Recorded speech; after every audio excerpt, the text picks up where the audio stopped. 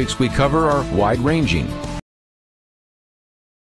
Creation and evolution, intelligent design, marriage, family, child-rearing, the millennial generation, trends in society, politics, economics, business, religious liberty, the Constitution, public policy, foreign policy, military policy, tensions in the Middle East, abortion, homosexuality, pornography, sexual ethics, media, technology, history, and America's godly heritage. We talk about anything that affects your faith, your family, or your freedom. So don't go anywhere, because Point of View starts right now.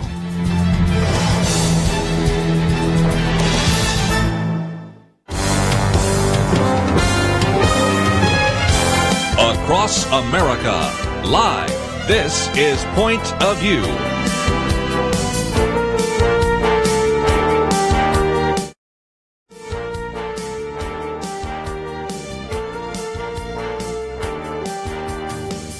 And now, Kerby Anderson. Thank you for joining me today here on Point of View. We are certainly excited that you have joined us today. And as you are listening to this broadcast, don't forget that we're going to be covering, as we oftentimes do, but especially today, a lot of different topics.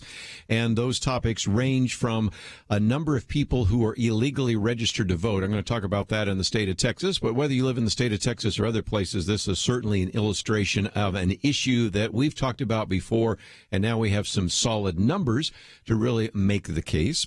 We're also going to talk about what, interestingly enough, Kevin Williamson calls the compulsory society, and it has to do with something we mentioned last week, just in passing. Didn't get into it in a lot of detail, but Jack Phillips, who you may remember is the baker in Colorado at Masterpiece Cake Shop, which is just really almost a hole-in-the-wall bakery, interestingly enough, but he's been targeted by the local LGBT groups. And, of course, his case went all the way to the Supreme Court, and the Supreme Court ruled in his favor 7-2, at least ruled that there was animus on the part of the Colorado Civil Rights Commission.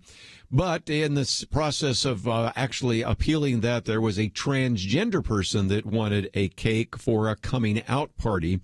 And so, again, we're seeing how this is poorly covered by the press, but more importantly, how if indeed the trend continues, we would be in a compulsory society, that you would be compelled to do things that you would disagree with. And we would certainly not expect that in a society that supposedly gives us not only the freedom of speech, but freedom of religion, freedom of assembly, freedom of the press, the right to petition for a redress of grievances, all sorts of things that are part of the First Amendment. So we're going to get into that in some detail.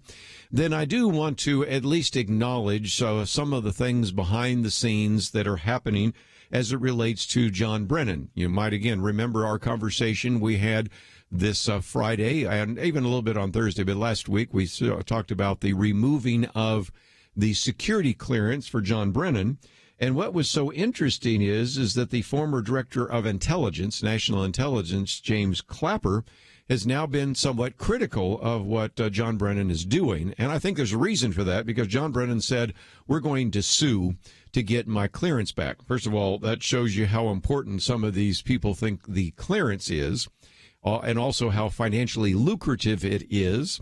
Just the other day, I was walking in my neighborhood here in the Dallas area, and I was talking to a friend that we've developed. He's been a former Marine, and he just said something that I never really paid attention to, and that is that when he actually finished his military service in California and then came or at least he was going to come to the state of Texas, because he interviewed with one of these companies that do various kind of defense contracts. He said that he did the interview, and before he'd returned to California, he'd already had a job offer. And he said, well, that's pretty impressive. But he figured out later what it was is he had security clearance, and they are harder to get a hold of. So just the fact that he had a security clearance, even if they didn't know whether he was a good worker or not, they wanted to bring him on because the value of the security clearance. Well, nevertheless, back to this issue of James Clapper and John Brennan. This is a concern I suspect that some people in the Intelligence Committee have, because if indeed John Brennan goes to court, and that's what he's talking about, then in a court there's what are called discovery and their depositions. And all of a sudden, you're asking people all sorts of questions. And some of those questions are ones that I suspect people don't want to answer. So we'll get to that. And before it's through, another good piece that came out just the other day, don't you dare get used to this madness. Yes, we live in a world that is mad, mad, mad. And so a good friend of this ministry has written that piece. We'll get into that a little bit later. So a lot to cover just even in the first hour.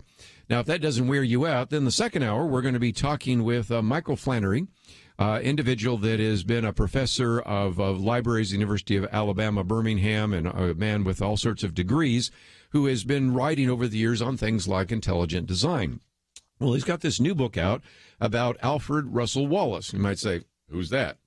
Well, if you were to go back and say, where did the theory of evolution come from? I think most people know the name Charles Darwin. I would say those of us that majored in science, as I did, also heard the name Alfred Russel Wallace, but I recognize that most people have forgotten that name. Yet if it weren't for Wallace, who was threatening to publish his book, Charles Darwin may never have published. He was one of those procrastinators. He never really got around to writing some of the things down. Even when he wrote them, he was revising it. But eventually, when faced with the threat that Wallace would beat him to the punch on this idea of natural selection, he then finally published that. Well, what you don't know, and even if you majored in science as I did, and even have multiple degrees in science like I have, this book really goes into the fact that when you get down to it, Alfred Russel Wallace, even though he, like Darwin, believed in the idea of natural selection, also looked at nature and said there's just too much design to explain all of this on the basis of natural selection. And so that's why he's oftentimes called a natural theologian, as well as, of course, a natural scientist, because he began to diverge from Charles Darwin. And, of course, everybody knows Darwin because he then allowed everybody to believe that we can explain the entire world without God. Whereas Wallace was saying, the natural selection is more of a conservative practice that we can determine. It's not an innovative one. And to get all these different species from just natural selection doesn't make a lot of sense. Of course, neither of them knew much about genetics. Now we do, and we know that some of the arguments he made in the 19th century seem to be validated now in the 21st century. So we'll get into that.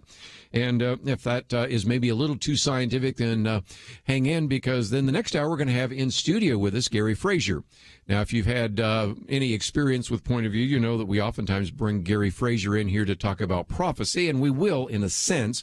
But the book that he has contributed to is a new book called Deceivers, Exposing Evil Seducers and Their Last Day Deception.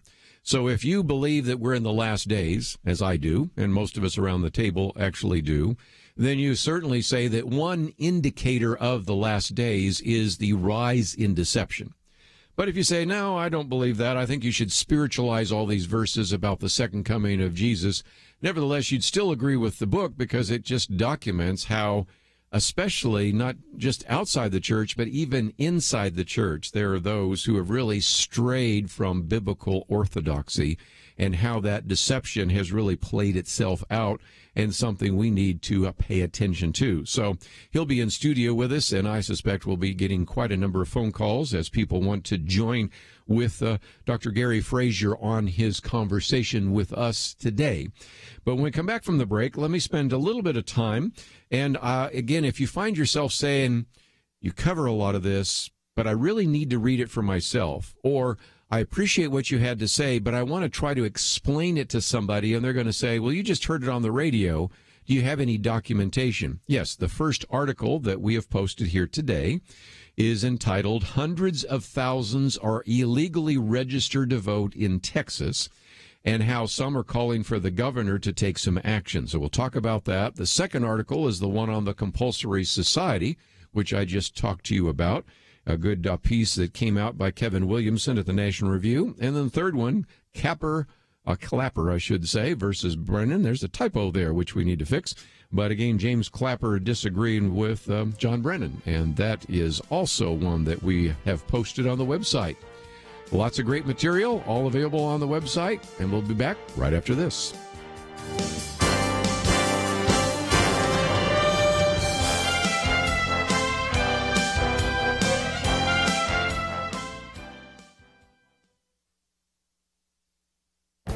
This is Viewpoints with Kerby Anderson. What started out as a slogan and bumper sticker has essentially become a platform of one political party. I'm talking about the call to abolish ICE. ICE stands for the Immigration and Customs Enforcement Agency. In some respects, the call to abolish ICE is not new. 15 years ago, you can find some activists calling for the dismantling of ICE because they perceived that the agency violated civil rights. But the call to abolish ICE has new energy because some Democrats are trying to move the party further to the left. By the way, we aren't just talking about self-described socialists like Alexandria Ocasio-Cortez.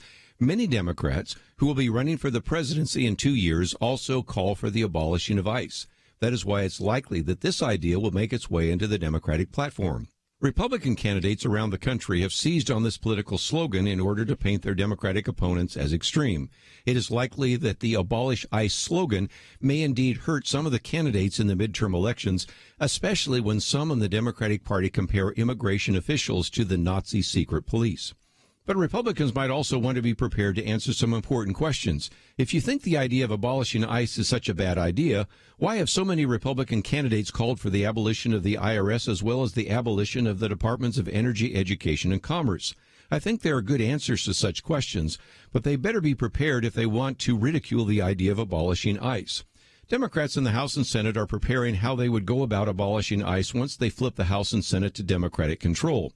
Of course, this presupposes that Democrats take both the House and the Senate, but first we'll have to see if the slogan helps them take control of Congress. It's possible the slogan may cause them to lose elections. I'm Kerby Anderson, and that's my point of view. Take Kerby and the Point of View team with you on the go with the Point of View app. Search for Point of View Radio at the Apple or Google Play stores.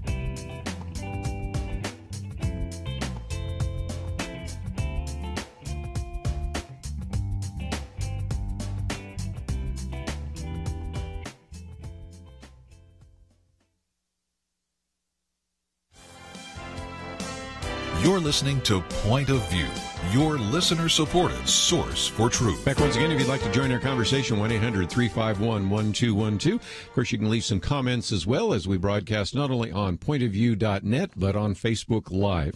First article here, hundreds of thousands are illegally registered to vote in Texas. This should not come as a surprise if you've listened to this program. Recently, we had State Senator Don Huffines in here talking about just the number of people in Dallas County that he was able to identify who were illegally registered. And it's interesting that as he was explaining that to us, points out that really these are people that actually have self-revealed it. In other words, they were called maybe for jury duty. And when they were called for jury duty because they're on the voter rolls, then they were asked if they were a U.S. citizen. They said, no, I'm not a citizen. Matter of fact, some of them wouldn't even show up because they were illegally there in the first place. And so it turns out that you could identify sometimes a great number of individuals just in one county that indeed were on the voter rolls that are not and should not be allowed to vote. So when you look at this number, let's help you to understand how significant this issue is.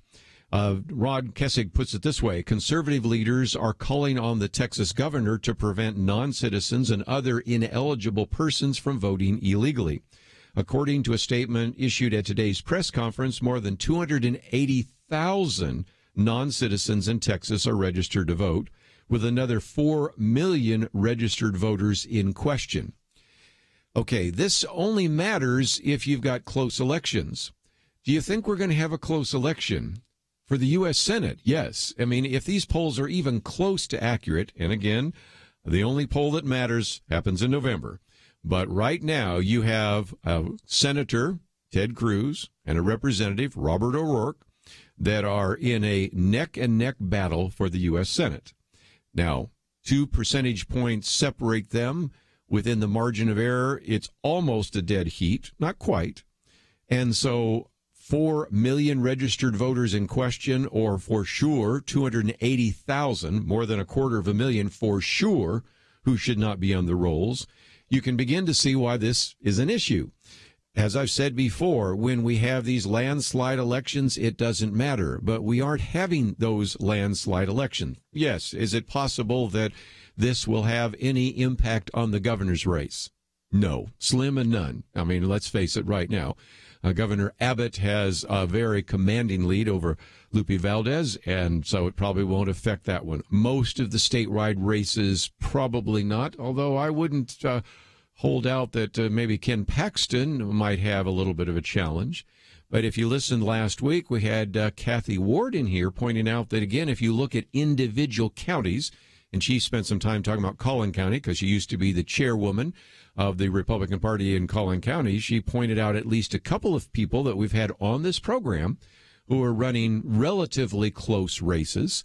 So you can see the situation. So again, we've posted this article. I won't go into it in a lot of detail, but I might surface it again when we get some guests in studio to talk about its significance. But this comes from a watchdog agency called Direct Action Texas, and they've been known for exposing mail ballot fraud in a number of counties, which is another issue as well.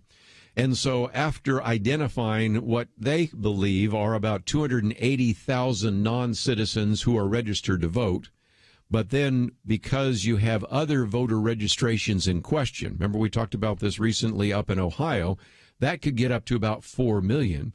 So the executive director, Aaron Harris, said, we're calling on Governor Abbott to direct the Secretary of State to verify citizenship of all voter registrations. I see no reason for the governor to not implement this practical step to ensure the November election and all future elections are held with the integrity Texans demand. The governor should require that these changes be made tomorrow if he so desired. So again, this is the argument that is being made, and it just illustrates again the need for us to have clean voter rolls.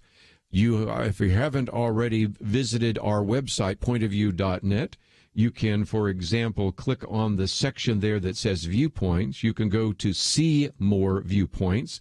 And as you do so, you can actually scroll down and see that more recently I've even talked about this issue, and it is an issue that will surface once again as we talk about the need to clean up the voter rolls. So State of Texas, a good illustration, and now we're talking about not just a few thousand here or there, which again, even a few thousand can make a difference. I'm well aware of one individual that was elected to the Texas legislature by a handful of votes and actually was one of those people that was significant in one of the committee meetings. So you can see that there are some very close races, especially some of these state Senate races, the state representative races, but even all the way up to a national race. The U.S. Senate race could be very close, and we want to make sure that those individuals who are elected by the people that actually have a right to vote. And it, I think, is also something to be of concern when you have individuals who actually are voting the opposite way of you and, in a sense, are nullifying your vote. So this is something, if you wanted to take action on, we've posted this article, and it goes into a lot more detail. I've only read the first 3 paragraphs. It goes on for 2 pages. So there's a lot more there, but in the interest of time, I'm going to keep the train moving down the road to get to this piece by Kevin Williamson called The Compulsory Society. It's the second article on our website here. And he says that Vox, which is one of the websites here, may still be keeping up its just the facts posturing, but he says it's tendentious to the point of dishonesty when they post this. What does the headline say? Colorado baker who refused to serve gay couple now wants to refuse to serve transgender person, it says. He says that is not true, of course, but everybody knows that. And he says, Jack Phillips serves customers of all sorts, including homosexual customers. What he declines to do is make cakes for certain events. the participation in which, even as a vendor, would violate his conscience. As he put it, I serve everybody. It's just that I don't create cakes for every occasion. And in case you think he's just got this issue about, people that are LGBT, we have documented on this program, and you can go again to the Viewpoints commentaries on the Point of View website and find some of the places where I've documented this, the number of other cakes that he declined long before there was anybody asking for a same-sex wedding ceremony cake. One that was talking about Satan, one that was going to celebrate a divorce, and all sorts of other things that he felt uncomfortable about, and then simply saying, that's not something I do. If you want to go down to this cake shop there, I'm sure they might want to do it, but that's just not something I do. And that's the freedom I think any artist should have. Now, the argument is always made, well, this is just a bakery. It's not an artist. And I love the picture that they posted here. For those of you watching online, it shows him doing quite a bit of art on each one of these cakes. And so if you were to go into a portrait place and you were to tell the painter how to paint your picture, they'd say, look, maybe you need to go somewhere else because, I don't do that. Or if you wanted them to paint a picture that had a message that he passionately or she passionately disagreed with, they'd say, first of all, I'm an artist. I do what I think I can do, but I'm not going to do things that you think I should do or the way you think I should do them. If you like what I do, great. If not, you can go someplace else. We would say that's called what? Creative freedom, academic freedom. We would say that that's free speech, but when it comes to LGBT, of course, that's the difference. And, of course, as Kevin Williamson points out, Jack Phillips has been prosecuted under a civil rights law, but this is not really a case about civil rights. It's a case about what? Compulsion. And that's why he calls his article The Compulsory Society. After winning his case at the Supreme Court, Phillips was again targeted by Colorado activists, one of whom asked him to make a cake to celebrate his coming out as transgender. Phillips, as you might imagine, declined and was ordered to the state to compulsory mediation, and he is now countersuing. And this all began with the best of intentions. And, of course, then we will, after the break, talk about why do we have these basic civil rights laws? Well, there was a time in which individuals were refused service, not in the artistic way here, but they weren't allowed to eat at a counter, or they had to eat at a different counter, or the service was declined, or they had to come into a different door. And I recognize that that was a very valid and reasonable action for government to take.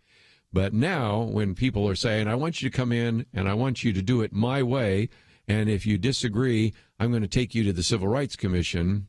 And interestingly enough, the only people that ever get taken up there are the Christians. We have Muslims and others that have sometimes declined to do certain things. Never been a problem there. So, again, it seems to be focused merely on the Christian baker. And, of course, we remember the Supreme Court was just horrified by some of the things they said about Jack Phillips. We'll come back and get into a little more of the history of the civil rights legislation, and we'll be back right after this.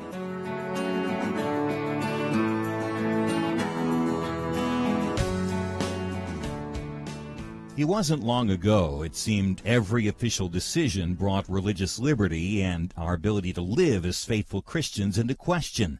Some of us wondered how long it would be before we were literally forced to choose between obeying God or men.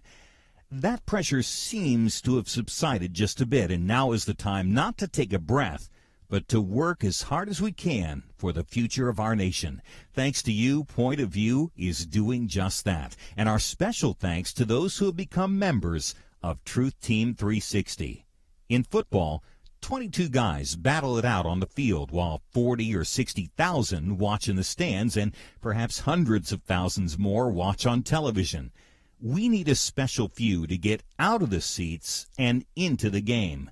Join today by calling 1-800-347-5151 and ask to join the Truth Team, or visit us online at pointofview.net/team. We really do need you. The nation needs you. 800-347-5151 and pointofview.net/team. Point of View will continue after this.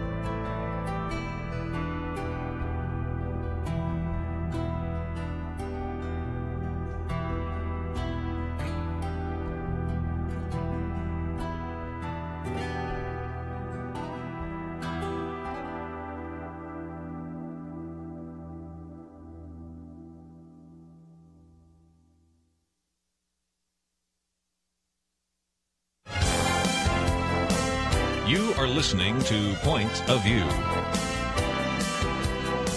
The opinions expressed on Point of View do not necessarily reflect the views of the management or staff of this station. And now, here again is Kerby Anderson. Back once again, if you'd like to join our conversation, 1-800-351-1212. One of the articles we're working through is the second article we've posted on our website called The Compulsory Society. Also, my commentary today is on the idea of abolishing ICE. It's called Icebreakers. I'll get to that in just a minute before we get into maybe one or two of the other articles we've posted on the website today. But let me just finish this off because Kevin Williamson talks about Jack Phillips, who found himself in a situation that he did not ask for, where two homosexual men came into his store, wanted a cake. He said, no, that's not something I do. They got upset, gave him the middle finger, walked out, and took him to the Colorado Civil Rights Commission. He was fined. They threatened to actually destroy his business. Matter of fact, he no longer does wedding cakes, so he's actually employs fewer people.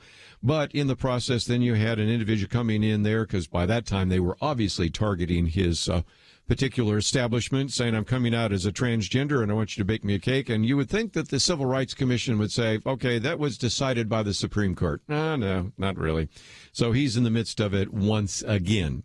But Kevin Williamson goes on to remind us, why do we have these civil rights laws in the first place? Because he said the situation of African Americans in the 1960s was both unjust and untenable. On the one hand, civil rights activists argued that the project of more closely integrating African Americans into the nation's social, economic, and political life could not be left up to the states, and further, it should not be left up to the states, being a problem that was generally national in character. And that would be, I think, a fair statement in the 1960s, when you have some governors in various southern states saying we're not going to allow people to come into this public school, come into this college, whatever it might be. And so basically the 1964 Civil Rights Act was to have some reforms, and it also argued that there was a need to make sure that we had a place in that legislation for public accommodations. That's where the problem was. By the way, back in 1964, and I'd not figured this out until I read this piece by Kevin Williamson, that was controversial back then as well, because public accommodations can be broadly interpreted and is today being used by LGBT groups to say anything, whether it's a drugstore or whether it's a bakery, whether it's, maybe even somebody that has a little home that they're making available as a bed and breakfast. All of those then are public accommodations, and so you can't make a choice. And so it's not just the LGBT people. For example, a drugstore, the pro-abortionists say, well, you as a druggist, you can't say, well, I've got reservations about prescribing an abortifacient. But you can have somebody else in the drugstore do that, or you can have another drugstore do that. They say, no, you're a public accommodation. You have to provide that even so. And the public accommodations say, look, even though you may have strong reservations about somebody coming into your home, which you've made as a bed and breakfast, about an unmarried man and woman actually sleeping in a bed together, that is not allowed any more than it would be allowed if two homosexual men, two lesbian women come in. And so you can begin to see that has been extended in remarkable ways. So, again, Kevin Williamson, I think, honestly says, look, sexual minorities have faced the share of discrimination too. But the point that he's making is that it is foolish, this is his next paragraph, to analogize the situation of gay or transgender Americans in Colorado in 2018 to the situation of black Americans in Mississippi in 1930 or Arkansas in 1964. He said there is widespread tolerance and accommodation. America's sexual minorities have social, economic, and political power far beyond what the African Americans had in the 1960s. Goes through some of the arguments we've made here before. And, of course, if you have read any of the articles we've posted, including this one as well, it is very obvious that what they're simply trying to do is target Jack Phillips because he has gained national visibility, target him, number one, to make his life miserable, but more importantly, to make him an example so that anybody else in any other bakery, any other restaurant, any other florist shop, any other photographer, you fill in the blanks, you know the drills as much as I do, will think twice before they say, I have some reservations about that. And if you do have reservations, maybe you should not be in that business. And, of course, I wrote a commentary years ago in which I said, if this trend continues, will there not be certain professions that at least an Orthodox Christian might avoid? I mean, we know right now an Orthodox Christian is not going to be a pimp or a prostitute or a drug dealer or all sorts of things like that. Well, those obviously fit the category. But what about, would you as a Christian photographer, and I have friends that are Christians, photography, that actually do weddings. But would you think about that? Because sooner or later, somebody's going to ask you to photograph their wedding, and it's a same-sex ceremony. And if you have some reservations about that, should you stay in the area of photography? If you have a florist shop, and somebody wants you to make a floral arrangement for their same-sex marriage or their coming out party as a transgender, whatever, will you continue to think about whether or not maybe you should just get out of the florist business? And on and on and on. Of course, we can see what has happened to some of the bakers. And so that is, again, an issue that is certainly on the table. But let me move on to another topic, and that is today's commentary I call Icebreakers, because what I say started out really as a slogan, and a bumper sticker has essentially become the platform of a political party. And that is the idea of abolishing ICE. ICE stands for Immigration and Customs Enforcement Agency.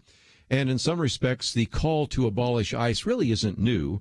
I mean, 15 years ago, you can find activists that were calling for the dismantling of ICE, but in most cases, this has been just kind of a peripheral issue, but now it's gone from the periphery to mainstream, in part because of people like Alexandria Ocasio-Cortez and others. But if you look at even though Democrats that are running for the presidency, most of them have signed on to this idea of abolishing ICE. There is one individual that be running for the Democratic nomination for a presidency who actually is going to introduce legislation, which they know will not pass right now, but it's at least will be on the docket so that it will be available when the next session of Congress, which is elected, they assume Democrats will take over, maybe the House and the Senate, to actually begin to do what they're going to do to abolish ICE. It, I think, originally established as sort of a blue ribbon committee to evaluate what's going on here. But nevertheless, as I point out, this has become quite an issue. And so there's a good piece that came out just today, interestingly enough, 4 key facts about ICE and what could happen if it's abolished. And so in the interest of time, I'll just read the 4 and give you one comment. When we come back from the break, I want to talk about a story that's making its way in Facebook and Twitter right now, which looks like ICE agents are just a bunch of bad guys, but maybe you need to know the whole story. But first of all, one problem of abolishing ICE is that it helps to protect minority communities. An individual that is the Executive Associate Director of Enforcement and Removal for ICE said to Congress the other day, these minority communities are the primary victims now because these individuals involved in gang activity and other criminal activity, and generally they commit those crimes against those in the same communities in which they reside. So abolishing ICE could be very harmful for minority communities because ICE oftentimes is the agency that pulls some of these gang members out of these communities. Number 2, enforcing immigration law. When Congress created the Department of Homeland Security, that was in 2003 under George W. Bush, it established ICE as the enforcement arm of the U.S. Customs and Immigration Services. Another one of the arms, of course, is the U.S. Customs and Border Protection, including the Border Patrol. They're responsible for stopping illegal immigrants from entering the country. But when you deal with ICE, you're talking about those who are already inside the country. Now, as they have actually been able to arrest those illegal immigrants, what have they found? Well, last year, they found that there were 1,800 of those illegal immigrants who actually had committed a homicide, or at least they were charged with it. So some are charged, some are convicted. Another 48,000 were charged or convicted with assaults, and they made about 4,800 gang-related arrests. So again, you can see the impact that might have had.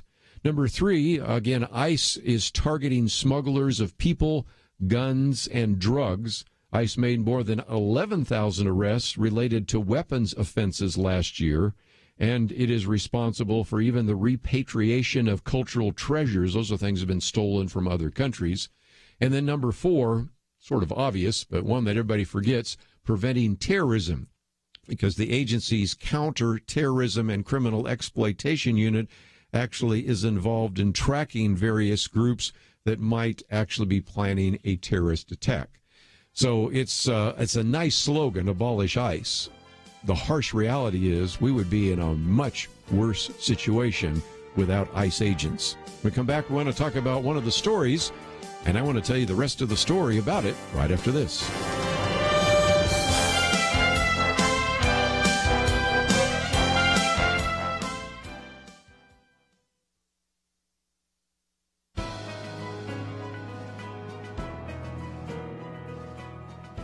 Welcome to the First Liberty Briefing. I'm Jeremy Dice.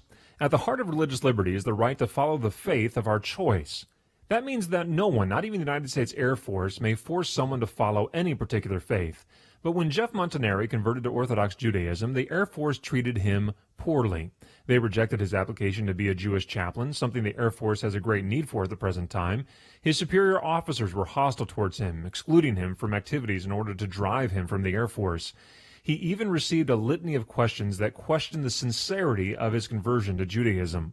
First Liberty sent a demand letter to the Air Force explaining that their job is to win wars, not question the legitimacy of someone's conversion. We believe the actions of a few Air Force officials to be unlawful discrimination. As the U.S. Supreme Court put it in Hobby v. Unemployment Appeals Commission of Florida, the First Amendment protects the free exercise rights of employees who convert from one faith to another after they are hired. In other words, religious liberty protects against discrimination even when you change your religion.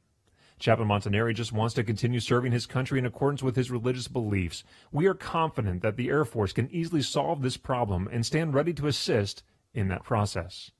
To learn how First Liberty is protecting religious liberty for all Americans, visit firstliberty.org. I'm Kelly Shackelford, President and Chief Counsel of First Liberty Institute. Some people think our religious freedom will soon be gone, but that's not true. The fact is that First Liberty, a national network of America's top attorneys, is winning over 90% of our cases. We defend religious freedom for people like you. Go to firstliberty.org and read the exciting story. That's firstliberty.org.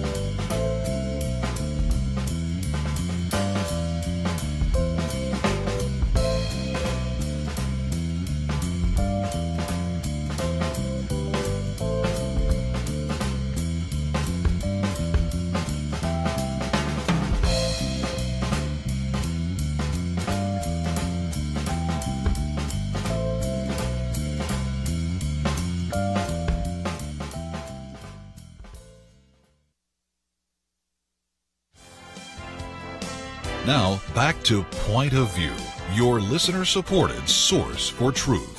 Back for a few more minutes, and then we're going to spend some time in the next hour talking with Michael Flannery. Don't forget that we have Gary Frazier with us in studio in the third hour. And again, we have a lot to cover, but one of these stories that I thought I might just give you the other perspective on. We've talked about this before. Sometimes you hear these stories about how somebody was treated poorly by ICE agents. Is that possible? Of course it is. Are these cases which are maybe heart-rending because in some cases maybe parents are separated from kids, or parents that are here illegally are sent home, although kids stay here, whatever. I mean, I recognize that some of these are pretty awful and difficult to handle. But the one that's been making the rounds is the story of Joel Arona Lara. He's a 36-year-old individual. He's here illegally. His wife is here illegally as well. Her wife has actually had a number of babies here, which are called anchor babies, or ones that have birthright citizenship, because if they're born in this country, then they're considered automatically American citizens. We've talked about whether or not that is appropriate, but that's another conversation for another day. But if you've read any of the stories or watched the Facebook feeds, and I tend to get on Facebook and Twitter just to see kind of what's happening, it tells the story about the fact that he stops with his pregnant wife on their way to the hospital because she has scheduled a cesarean section, and stops to get gas. And then, of course, the story picks up where the officers of ICE surround the car, ask for identification, and then, of course, the wife says to Univision that she thought the officers would understand that she needed to get to the hospital as quickly as possible, but that was far from the case. They asked him to get out of the car. They would check with him and put him in handcuffs and took him away. And so the implication is, here is a law-abiding couple going to the hospital. She's pregnant. She's scheduling a cesarean. No question about who actually pays for that. And the woman, Mario Vanegas, is also, by the way, illegals, had 5 children here, all U.S. citizens. And so it looks, again, they've got a couple of pictures here that showed up on ABC News. This is a screen grab there from, I think the Slate has done some things with it. Of course, Univision has done a great deal with it, and all of the rest. So, nevertheless, this piece that is put together was asking, I think, some fundamental questions. First of all, 2 things should grab the non-credulous reader. The Slate story tries to make it seem like the ICE agents just swooped in and detained Aronia Lara, that's the man, for being Hispanic and not having an ID. And so the question is, why would they have picked that particular car? Were they just staking out gas stations and waiting for unwitting illegals to drop in to fill up their gas can? And that's the first issue. But then we have that the woman, even though she's here illegally, was not detained. Matter of fact, she drove herself to the hospital for her scheduled C-section, indicating that it was not an emergency. So apparently she took the car and he was taken away. So why did they take him away? And why did they focus on him? Well, you have to find other stories. And this is why I say on this program so often, read widely. Because it turns out that, yes, he's a citizen of Mexico. He's here illegally. But he was brought to the attention of ICE. Why? Because there's an outstanding warrant for his arrest in Mexico for murder, homicide. And I love the writer here that says, apparently Mexico has asked for his extradition to stand trial for murder. As a rule in the United States, murderers are arrested unless the name is Kennedy. He's having a little fun there, obviously. If a U.S. citizen was being apprehended for murder, I'm not sure that they would have been allowed to run a few more errands and get back to the cops when he was mentally prepared for arrest. So, again, if you don't know the whole story, it looks bad. And, again, we recognize sometimes optics are reality. You see this individual who has a pregnant woman who we see a picture of her crying in the convenience store. We see him being taken away in handcuffs. And we see that she's very pregnant, and she, of course, tells us she's going to get a cesarean, which she ended up apparently getting. But there's some pieces that seem to always not make their way into the story. And one of those is the fact that he has an outstanding warrant from Mexico for murder. And so, again, just a little bit more to the story. And you would find that if you read widely, but you wouldn't find it if you simply watched the ABC News report or if you read the Slate story. Some of those just, for some reason, just keep getting left out of the story. And, of course, it plays on your emotions. I mean, can you imagine if you're taking your wife to the hospital because she's going to give birth, although she wasn't having contractions, I think it was a scheduled cesarean, but nevertheless, and then you get drug away. I mean, it's obviously a heart-rending story, but when you know the rest of the story, you realize, okay, they were just simply doing their job, and I think they did it in a way that wasn't aggressive, but certainly was maybe a little bit misrepresented by some of the things that were reported in the media.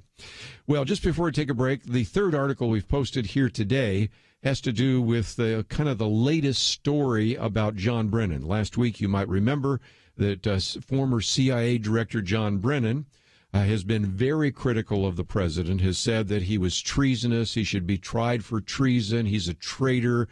Those are pretty strong comments from a former CIA director. So, nevertheless, then you had, of course, the inevitable reaction from Donald Trump. Well, we know what that's going to be in terms of the Twitter statements and all the rest. But in the midst of this came some interesting things by James Clapper. And again, James Clapper, in some respects, would be a friend of John Brennan. They work together. They seem to reinforce each other. But this former director of national intelligence said that he thought that John Brennan's rhetoric is becoming an issue in and of itself. He said, for example, John and his rhetoric have become an issue in and of itself. And he said that on CNN's State of the Union, John is subtle like a freight train, and he's going to say what's on his mind. And then a little bit later, Clapper said, I think that the common denominator among all of us in the intelligence community is that we have been speaking up is genuine concern about the jeopardy and the threat to our institutions. So, of course, as you might imagine, there were criticisms of the president and of those people that are serving at the whim of the president. But nevertheless, I thought this was an interesting comment that came from James Clapper. As we did point out the other day, we got about 60 different former intelligence officials who disagreed with the Trump decision about these individuals pulling the security clearance. But I thought it was kind of interesting to have James Clapper make that statement. And as some people have said, if indeed John Brennan decides to go to court, then you have an opening up of some discussion that maybe James Clapper and some of these intelligence people would not like to have take place. Because, again, having a security clearance is a tremendous benefit. I would say that it's a tremendous privilege. But, again, privileges aren't necessarily rights. So it's something to think about in terms of how this is going to play itself out in the next couple of days. So anyway, I posted that article. Thought it'd be interesting for you to see kind of the point, counterpoint. Again, it goes on for 2 pages. And in almost every one of these here, I've taken the time just to read some of the initial comments. And then, of course, giving you a chance, if you want, to read them in their entirety and agree or disagree and have a chance to hear some of those perspectives. But when we come back from the break, what we're going to do is kind of move into the question of science and intelligent design. And the article that I posted there has to do with a new book offers history as an antidote to the paralyzing science denier label. So that is a piece that was written by David Klingenhofer about this new book by Michael Flannery, who will be with us by phone, called Nature's Prophet, Alfred Russel Wallace and his evolution from natural selection to natural theology. Fascinating book, and we'll talk about that with him right after these important messages.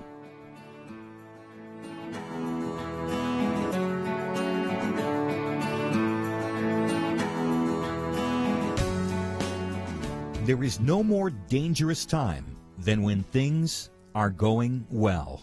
Remember Elijah on Mount Carmel? Fire came down. There was no doubt who was God, but what happened next? He went from amazing faith to a time of great fear and depression. Many Christians have been very thankful a certain Democratic candidate for president was not the one to nominate 2 replacements for the Supreme Court. But as with Elijah, times of great victory are also times of great danger. Moments like this are not the time to take it easy. This is not the time to let our guard down. This is a time to double down on our work in the community, to serve and pray and plan and invest in a better future. This is the time to join Point of View's Truth Team 360 to make sure today's promising gains are not lost tomorrow. Show your commitment to our future by visiting pointofview.net/team or call 800-347-5151. Ask to join the Truth Team. Pointofview.net/team and 800-347-5151. Point of View will continue after this.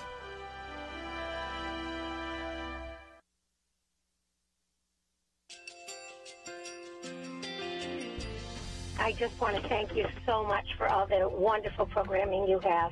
You're just absolutely fantastic. I recently started listening to Point of View, and I really found it interesting because of the different subjects you cover. Thank you for that. I really appreciate everything that you do in keeping us informed. Thank you, Kerby, for everything that you have been doing. I appreciate all the work that you're doing, advocating for the Word of God. Thank you so much. Point of View, I think, is absolutely necessary because it's a Christian perspective, a biblical worldview perspective, and receive very current, up-to-date information about what is really going on, week to week in our culture, which is changing so rapidly, and yet it's morally sliding backwards. Yeah, I'm just, first of all, I thank you guys. Y'all's program is wonderful, and enjoy it every day. I learn so much every time I listen to it. Point of View Radio Talk Show.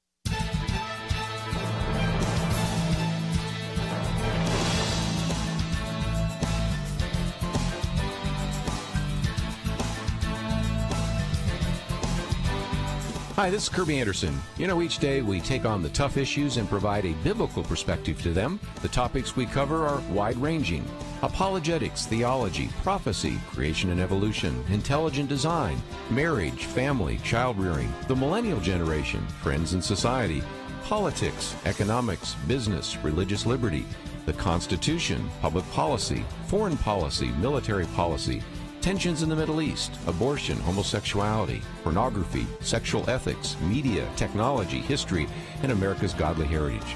We talk about anything that affects your faith, your family, or your freedom. So don't go anywhere, because Point of View starts right now.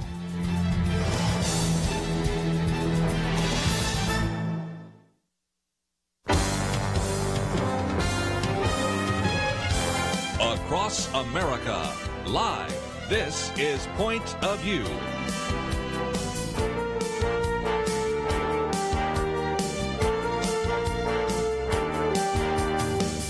And now, Kerby Anderson. One of the things we talk about so often here on Point of View is the fact that a belief in intelligent design is not a science stopper, but really in many cases is a science starter. But we have a culture today that says that if you don't believe in an atheistic, undirected, natural process of evolution, then you are a science denier. One of the reasons I posted an article about this book we're going to talk about is because this particular piece that we've posted on our website by David Klingenhofer, a new book, offers history as an antidote to the paralyzing science denier label. And we're going to talk about an individual that was the co-discoverer of natural selection and of the evolutionary idea in the 19th century. But I wager to estimate that if I were to go out with my microphone right now and talk to people walking up and down the street and ask them, can you describe or give us the names of the two individuals responsible for evolutionary theory? First of all, I'm not sure how many could even give us the name Charles Darwin. But I doubt less than 1 in 100, maybe 1 in 1,000, could come up with Alfred Russel Wallace. Those of us that have had some scientific background certainly know the name.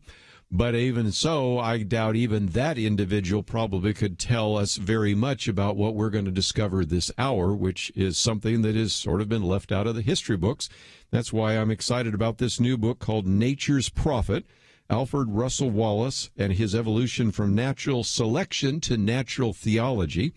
Michael Flannery is the author. He's professor emeritus of the libraries at the University of Alabama in Birmingham, holds a number of degrees from places like the University of Kentucky and California State University and others, has written or edited a number of books dealing with this individual. So, Michael, thank you for joining us today here on Point of View. Glad to be here. Thanks for having me. What would you think about my statement when you tell people that you're writing and have written about Alfred Russel Wallace? Do you get kind of a, who's that kind of look? Well, you get that sort of glazed over Alfred who kind of look, and I think you're quite correct that if there's a household name in science related to evolution, there's no question it's going to be Charles Darwin. But Alfred Russel Wallace is a different story, and really, it's not surprising. You only have to go so far as your standard biology textbook to see why. Most standard college textbooks in biology will give considerable coverage to Charles Darwin, and I'm not suggesting they shouldn't. He was an important figure in developing the theory, but they'll get call-out boxes, and they'll have pictures of him, and they'll have, the HMS Beagle where he did his around-the-world voyage, perhaps in color, and then a summary of his Galapagos travels and so on. And then maybe, if you're lucky, you'll get a sentence or a footnote on Alfred Russel Wallace. So if people haven't heard of him, Well, I'm not surprised. Well, that's why we're doing the program, because those of us that have, if anything, know him as an individual that kind of pushed Charles Darwin along. Darwin was kind of a procrastinator. He was writing things down, but he really wasn't ready to publish. And then when he found out that Wallace was going to publish something on natural selections, all of a sudden, oh, wait a minute, I got to get this book into print. So we know him for that. But what we don't know him for is what you're talking about, and that is, you can't say that either Charles Darwin or especially Alfred Russel Wallace were, God-fearing, Bible-believer type of individuals. But the Charles Darwin-Wallace connection broke over time as Wallace started saying, even though we've discovered this idea of natural selection, it doesn't seem to account for the level of design that we see in nature. And at that point, then, you had, if I could kind of jump ahead, you have individuals who then began to really raise the visibility of Charles Darwin, people like Thomas Henry Huxley and others, because after all, he was arguing then for the fact that we don't need a God. We can explain everything on this planet as a result of natural selection. Wallace wasn't so convinced about that. Is that a fair summary?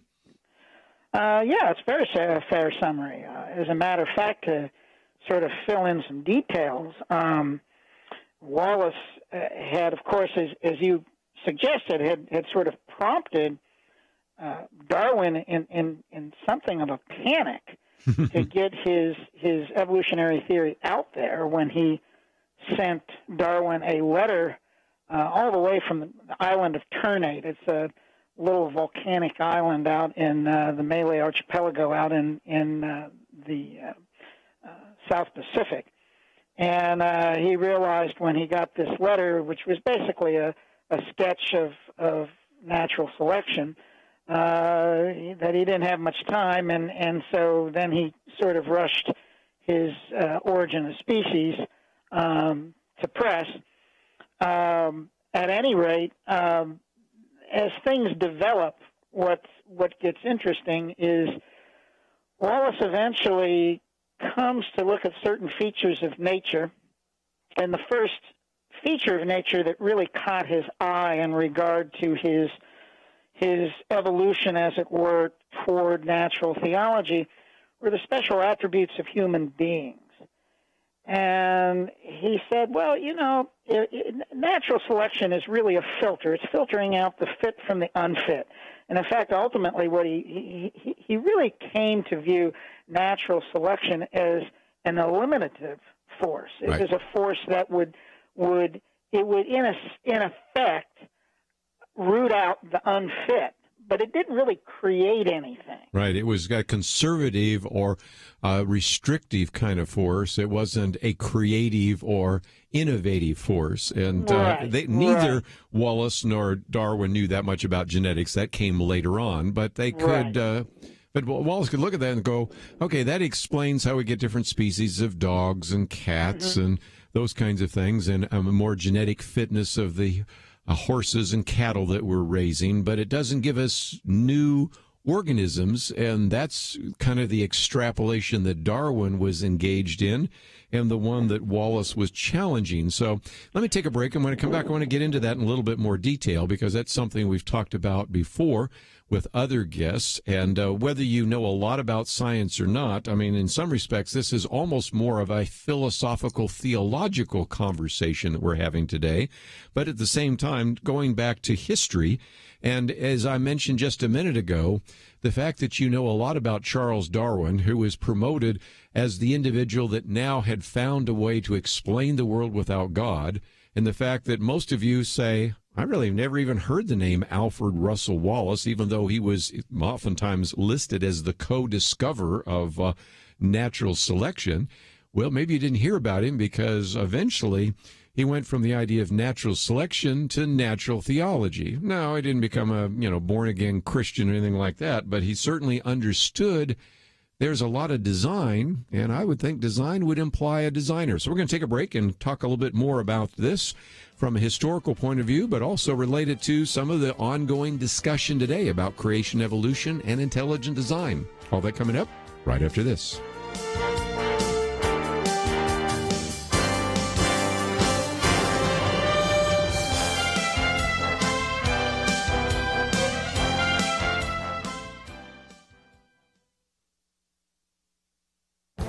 This is Viewpoints with Kerby Anderson. What started out as a slogan and bumper sticker has essentially become a platform of one political party. I'm talking about the call to abolish ICE. ICE stands for the Immigration and Customs Enforcement Agency. In some respects, the call to abolish ICE is not new. 15 years ago, you can find some activists calling for the dismantling of ICE because they perceived that the agency violated civil rights. But the call to abolish ICE has new energy because some Democrats are trying to move the party further to the left. By the way, we aren't just talking about self-described socialists like Alexandria Ocasio-Cortez. Many Democrats who will be running for the presidency in 2 years also call for the abolishing of ICE. That is why it's likely that this idea will make its way into the Democratic platform. Republican candidates around the country have seized on this political slogan in order to paint their Democratic opponents as extreme. It is likely that the abolish ICE slogan may indeed hurt some of the candidates in the midterm elections, especially when some in the Democratic Party compare immigration officials to the Nazi secret police. But Republicans might also want to be prepared to answer some important questions. If you think the idea of abolishing ICE is such a bad idea, why have so many Republican candidates called for the abolition of the IRS as well as the abolition of the Departments of Energy, Education, and Commerce? I think there are good answers to such questions, but they better be prepared if they want to ridicule the idea of abolishing ICE. Democrats in the House and Senate are preparing how they would go about abolishing ICE once they flip the House and Senate to Democratic control. Of course, this presupposes that Democrats take both the House and the Senate, but first we'll have to see if the slogan helps them take control of Congress. It's possible the slogan may cause them to lose elections. I'm Kerby Anderson, and that's my point of view. Take Kerby and the Point of View team with you on the go with the Point of View app. Search for Point of View Radio at the Apple or Google Play stores.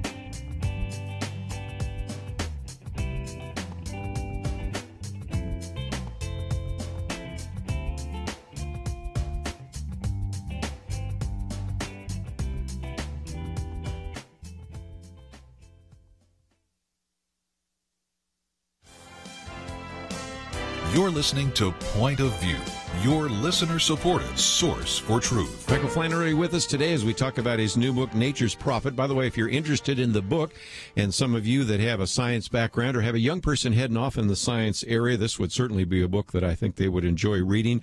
Nature's Prophet, Alfred Russel Wallace, and his evolution from natural selection to natural theology.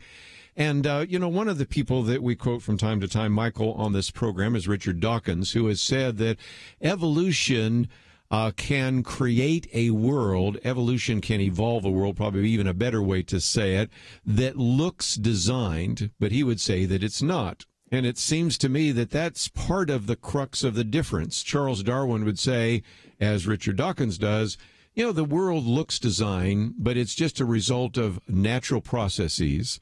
But it seems to me that over time, Alfred Russel Wallace said, well, the world looks designed because maybe it is designed. And part of that, as you point out, had to do with his view about human nature. Can you explain? Yes. Wallace actually, as I was saying before, was looking at the special attributes of human beings. And it's what really, I think, started him in the process toward his march toward natural theology. And he's actually using one of Darwin's own principles in his theory of evolution to come to that. What it is that he uses the principle of utility. Darwin said no morphological feature, no attribute of any species will be developed and retained unless it provides that species a survival advantage in nature. So he looks at human beings and he says, well, okay, I could see where X, Y, and Z would provide a certain amount of advantage in nature, but how about some things like artistic ability, love of music, abstract thought, mathematical ability? And he kept seeing these, and he saw them in all peoples because he lived with the peoples of the Uapes River Valley in South America. He spent 8 years in the Malay Archipelago with a wide variety of island peoples. And he said, you know, all of them give evidence of these higher attributes, and yet there is no accounting for them on the principle of utility. So in a rather famous review of Charles Lyell, the famous geologist, right, published his Principles of Geology, and Wallace is reviewing that for the Quarterly Review, which is one of the most prestigious science journals at the time, published in London. And he says, toward the end of this review, he says, yes, natural selection can explain a lot, but it can't explain everything. It cannot explain the special attributes of human beings. For that, we must call upon, and this is his phrase, we must call upon an overruling intelligence. Right. And when he said that, Darwin was just aghast. Right. I mean, and you've got in your book just some of the reaction. I mean, it's unbelievable. I mean, that was the deal breaker. That was the watershed, wasn't it? Yeah. It was. And you know, he writes it back to Wallace and he goes, EU, yes. I can't believe this is coming from you, your miserable friend Darwin. You know? Yes. And at that point, you know, they were cordial, but from that point on, he really did become a heretic in Darwin's court. So, well, and the other part of that is again, this maybe goes a little bit beyond your book, but it's something to help people understand because, Michael, one of the things I want people to realize is that sometimes there's been some revisionist history, and sometimes it's not just revisionist history, it was what was happening at the time. And I mentioned just a minute ago that you had some people like Thomas Huxley and others who were just thrilled with the idea that Darwin now gave them the possibility of being intellectually fulfilled as atheists. That's a Richard Dawkins quote as well. But, you know, and Karl Marx appreciated Darwin, and Stalin had been a theologian, a theological student, and he appreciated Darwin. There was a sense in which they all gravitated to him because he was able to get God out of the equation entirely. And, of course, that's why most of our listeners right now are saying, we have never heard of this guy, Alfred Russel Wallace, even though he's in the textbooks. I mean, to be fair, it's not like he's been completely removed, but he just lost favor almost in the 19th century because the atheists made Darwin the champion. He's buried at Westminster Chapel. He's kind of the patron saint of the biological sciences. And yet there was another individual who was looking at the same data and saying, you know, we got some problems here. I mean, it's just really hard to explain all that you are trying to explain, first in Origin of Species, later in Descent of Man, simply on the basis of natural selection. Right. And let me just add a little bit to your discussion of Huxley, because he becomes a central figure here, I think, in many ways, because you have to ask yourself, how did we get from 1859, Origin of Species, we get this elaborate theory rolled out by Charles Darwin, and then in 1871, we get this application to human beings, the Descent of Man, and then pretty rapidly after that, just sort of pretty much a general acceptance of this thing by century's end. Well, how could that occur so quickly? Well, let me just offer a suggestion, and this is in the book. But since we were talking about it, and you brought up Huxley, sure, yeah, Huxley became the founder of something called the X Club. Right. Now, this X Club met for dinner once a month in downtown London, and there were like 9 members of this group. They were either close friends and confidants with Huxley. Many of them knew Darwin. And one of their principal reasons to meet was to strategize on how they could get Darwinian evolution accepted and mainstreamed. That was the whole point of the X Club. Now, that alone would probably not have been sufficient to move Darwinian evolution into such rapid acceptance. But I would suggest also that Huxley's friend by the name of Norman Lockyer in 1869, in fact, the same year that Wallace breaks with Darwin over the special attributes of human beings in the Quarterly Review. In 1869, Norman Lockyer starts the famous science journal Nature. Okay? Now, listen to what, let me just suggest here what Janet Brown has said. Janet Brown is probably the most renowned Darwin biographer. It was published by, I think, Princeton University Press, very well known, really kind of a two-companion volume biography.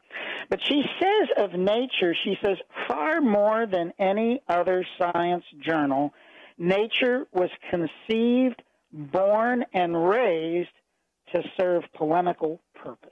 Well, and it's certainly happened even in the 20th and 21st century, too. So, right. So that what is I'm the case. saying is, you know, they had a mouthpiece. Yes. And that mouthpiece was Nature. And so they could disseminate Darwinian evolution. They had a platform in which to get that secured within general society. Well, let's take a break. And first of all, let me just mention that we have information about this new book, Nature's Prophet, Alfred Russel Wallace. And even if you don't want to read the book, one of the articles I've posted is just about 2 pages.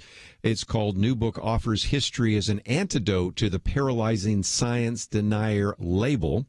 And it even has some references to Thomas Henry Huxley and the X Club, which we were just talking about, and actually makes the argument that if there were any science deniers, it was some of them. And, of course, even to this day, we see some that deny science because they want to promote something, whether it's climate change as a religion, although we're going to talk about more of that in the next hour, or whether they want to promote evolutionary theory or whatever it might be. So we certainly have some material that you can read, and I think you'll be able to read it very easily. Some people say, well, is it too scientific? No, it's actually very readable. So, again, you might want to find that. It's the 4th article on our website. And of course, we have information about Michael Flannery, as well as his book, Nature's Prophet. But let's also open up the phones. I'd like to hear from a few of you, maybe that you majored in biology. Did you hear anything about an Alfred Russel Wallace? Did you hear anything about this idea of intelligence or design or anything of that nature in your biology curriculum? Maybe you have some comments about questions related to creation, evolution, intelligent design. Do want to give you that chance if you'd like to join the conversation, and that number is 1-800-351-1212. As I've said, if you'd like to read a little bit more, not only do we have this information on the website, but you can even go to the Viewpoints commentaries, because I've written on some of these topics as well. So use the search engine to find some things to read. Pass them on to your friends and neighbors. Let's take a break. We'll continue our conversation right after this. It wasn't long ago, it seemed, every official decision brought religious liberty and our ability to live as faithful Christians into question. Some of us wondered how long it would be before we were literally forced to choose between obeying God or men. That pressure seems to have subsided just a bit, and now is the time not to take a breath, but to work as hard as we can for the future of our nation. Thanks to you, Point of View is doing just that. And our special thanks to those who have become members of Truth Team 360. In football, 22 guys battle it out on the field while 40 or 60,000 watch in the stands, and perhaps hundreds of thousands more watch on television. We need a special few to get out of the seats and into the game. Join today by calling 1-800-347-5151 and ask to join the Truth Team, or visit us online at pointofview.net/team. We really do need you. The nation needs you. 800-347-5151 and pointofview.net/team. Point of View will continue after this.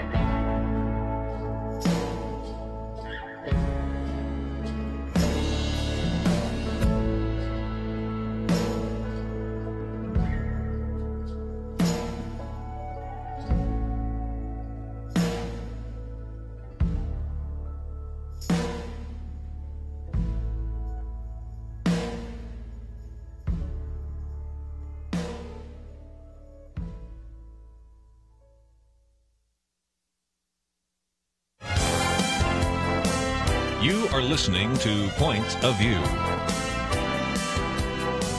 The opinions expressed on Point of View do not necessarily reflect the views of the management or staff of this station. And now, here again is Kerby Anderson. Continue our conversation today with Michael Flannery. His book is entitled Nature's Prophet. It's all about Alfred Russel Wallace and his, if you will, conversion in his transition from natural selection to natural theology. And let me again just ask if you would like to join the conversation. Let's open up the phones. 1-800.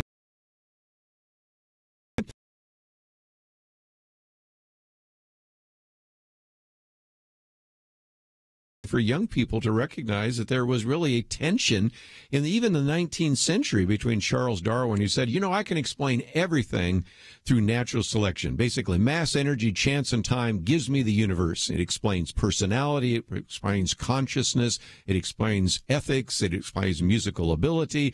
It all can be explained by that. Really? And then Alfred Russel Wallace, who's saying, there are just some things about it, even just human beings, that are hard for me to explain, that don't have utility that Darwin talked about. What about teaching something like that in the public schools? Do you think that's appropriate? And I'd love to hear from some of you maybe that majored in biology that said, this is nothing I've heard before, and maybe it's something school kids should hear about or at least know about. So, Michael, that's kind of where you leave us in that this debate in the 19th century, I think, has heated up even more in the 20th and 21st century because, let's face it, Alfred Russel Wallace and Charles Darwin did not know anything about genetics. And in some respects, they had light microscopes, so people called that Darwin's black box. But now electron microscopes have opened up this cell, and we recognize there's a lot more design. And we've learned a lot more about human personality and the mind and the brain. You talk about Sir Robert Eccles and all sorts of other people, John Eccles, I should say, that are in this book that are individuals that have made us sort of look at the ideas that were first proposed by Alfred Russel Wallace. And now that we have even better science and more understanding of living creatures and human beings, it seems like his argument still has relevance here in the 21st century, don't you think? Yeah, as a matter of fact, talking about genetics, one of the very early geneticists, in fact, one of the pioneers, a fellow by the name of Hugo de Vries, is somewhat popularly quoted as having said, natural selection will give us survival of the fittest. What it will not give us is the arrival of the fittest. Right. So that's his way of saying, yes, you can explain a lot of functions in nature through natural selection, but you can't explain the origin of life with it. You can't explain, as Wallace said, the special attributes of human beings. And Wallace also said the same thing. You also can't explain sentience in animals. He said ultimately three things cannot be explained naturalistically: the origin of life, sentience in animals, and the special attributes of human beings. Very good. Let me get into a controversial issue. It wouldn't be a good point of view talk without controversy. And let's talk about race for a minute. And there's a section in your book about the racial debate in a larger context. And that is, first of all, let me be fair to Charles Darwin. Even though Charles Darwin was an abolitionist and was a British gentleman, nevertheless, he set in motion with a book that is not just talking about the origin of species, but the idea of favored races, an idea that indeed there are racial differences. And as a result, we all know where that led. We've talked about this on this program before, because even if you don't think that Charles Darwin wanted to go there, you can certainly see with some of his relatives and the Eugenics Society and others wanting to go there. And so when we talk about this idea of favored races, which is the subtitle of Origin of Species, I see a real distinction as well between Alfred Russel Wallace and Charles Darwin just on the issue of race that we're even dealing with today in the 21st century. That's very, very true. And Kerby, I think what you're bringing up here, of course, is the whole thing around the turn of the century of the at the time thought to be progressive eugenics movement. And that was the idea that, well, you could take the principles of evolution and really sort of breed a better, more fit human race. Now, that's pretty frightening to think about, but the medical community at the time, the science community at the time, promoted this idea of eugenics. It was really led by Darwin's own cousin, Sir Francis Galton. Right. And, the idea is, gee, if breeding examples by analogy, and that's how Darwin opens his Origin of the Species, with his very first chapter on variation in domestic breeding examples. If that's how evolution works, well, we'll just apply those breeding examples to the human race and improve society that way. Well, we know that didn't go well, and we know the sort of horrific things that were spawned by that wrong-headed approach. And Wallace wanted nothing to do with eugenics. He became a vocal opponent. He told an interviewer one time that segregation of the unfit is a mere excuse for establishing a medical tyranny, and we have had enough of this kind of tyranny already. The world does not want the eugenicist to set it straight. And he says eugenics is simply the meddlesome interference of an arrogant scientific priestcraft. So I think he pulled no punches in an era that was moving rapidly towards eugenics, and I put this in quotes, solutions to social problems. Wallace was a big opponent of that. And we have to remember that this became important because eugenics really held sway in the years after Darwin died in 1882. It really became prominent around the turn of the century. And Wallace lived to the ripe old age of 90. He died in November of 1913, when eugenics was very much a social and policy issue being very much discussed. And he was saying, no way, this is going to be tragic. And he was right. Well, and again, you've got all sorts of things that promoted that. We can talk about Margaret Sanger today. A lot of people want to just ignore some of the things that Margaret Sanger said, but the founder of Planned Parenthood. You had even the whole issue of whether or not it would be appropriate to sterilize mentally defective individuals. Justice Oliver Wendell Holmes, best known for saying 3 generations of imbeciles are enough. Mm-hmm. So again, I don't want to lay all the blame on Charles Darwin. I recognize that these ideas existed in seed form, but they developed over time. And whether it was a Darwin or a Galton or others who were either related to him in a family or related to him as a cousin, these were individuals that were promoting this both in England, but then, of course, when we talk about people like Margaret Sanger and Oliver Wendell Holmes and all the discussion here, even in the United States, which, of course, after you had the Liebenborden's breeding experiments and the Holocaust of World War II kind of ended. But if people want to know more about that, of course, we've had Dinesh D'Souza in studio, and, of course, his latest film deals with some of that in terms of the end of a nation. So just a couple of things that we can talk about. But let's take some phone calls along the way. If you'd like to join us, 1-800-351-1212. Raphael, thank you for joining us today here on Point of View. Yeah, go ahead. You're on the air. We can talk about. Hello. Yeah, go ahead. How are you? So I just wanted to make a comment on evolution and ecology as far as the study. Sure. That is what they call the study. So I am a PhD student in ecology and evolutionary biology, and so ecology and evolutionary biology came from naturalism or Druidism, and in a sense came from their own ideology of the worship of nature. And if you go back and you can read some of the essays written by some of these naturalists, and not even formally educated in science, but just pure observation, and they spent so much time, as they call nature, and the relationship with nature, that they came out with this new science of what they call ecology and evolutionary biology. Sure. So from its inception, it's been completely unfounded as far as unsupported or what's the word? It hasn't been supported by any scientific fact. Yeah, But if nothing else, because- rest on a kind of a naturalistic philosophy or worldview. Let me put you on hold because I think you have some more to say, but we have one of those mandatory breaks. We'll continue our conversation. We'll talk with Raphael as well as Michael Flannery as we talk about his book, Nature's Prophet, Alfred Russel Wallace, and his evolution from natural selection to natural theology. We'll be right back.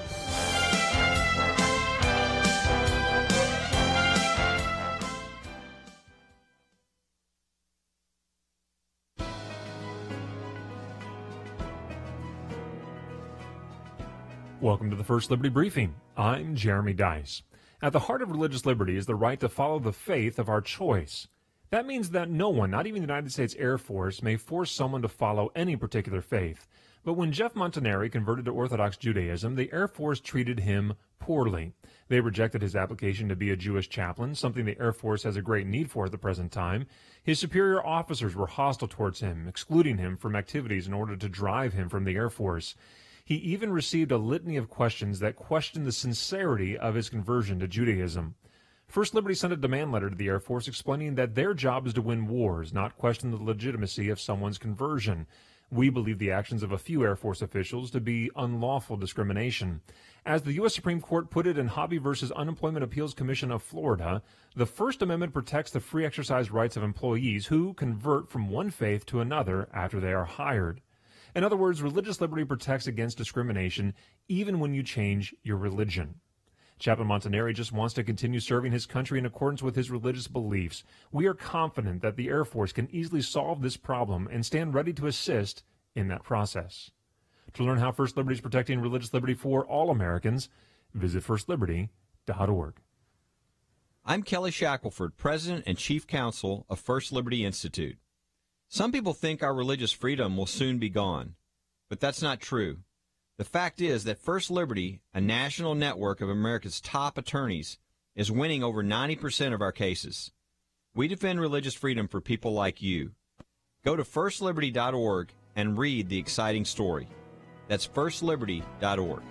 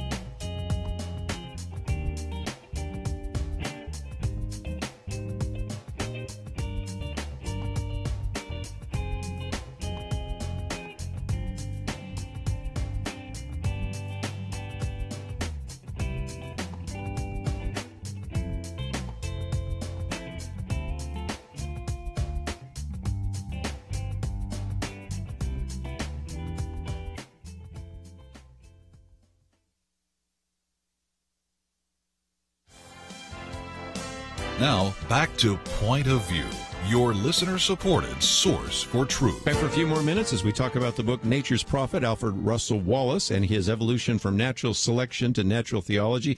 Michael Flannery with us. And Raphael, you had another comment or two just before we move on. I thought I'd give you a chance to express your opinion. But again, when we talk about this, kind of a naturalistic philosophy that nature is all that there is was kind of the foundation for Charles Darwin. And so today, when I suspect, as you are a student of ecology and evolution, that's the assumption when you walk in the door, that there's no intelligent design, there's no design.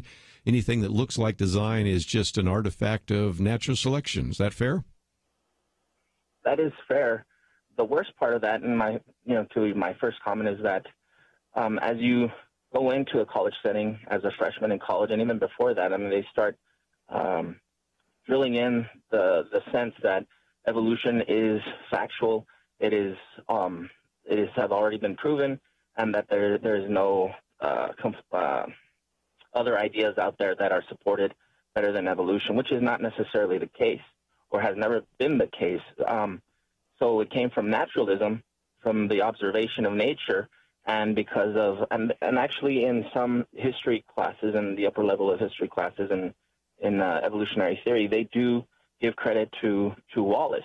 But they also suggest that Wallace was also part of Darwin's group that suggests that evolution was the correct path in which natural selection and all of these other hypotheses took place.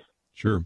Well, appreciate you calling in. And like I said, you may be that 1 out of 1,000 that would even know who Alfred Russel Wallace is and know a little bit about him.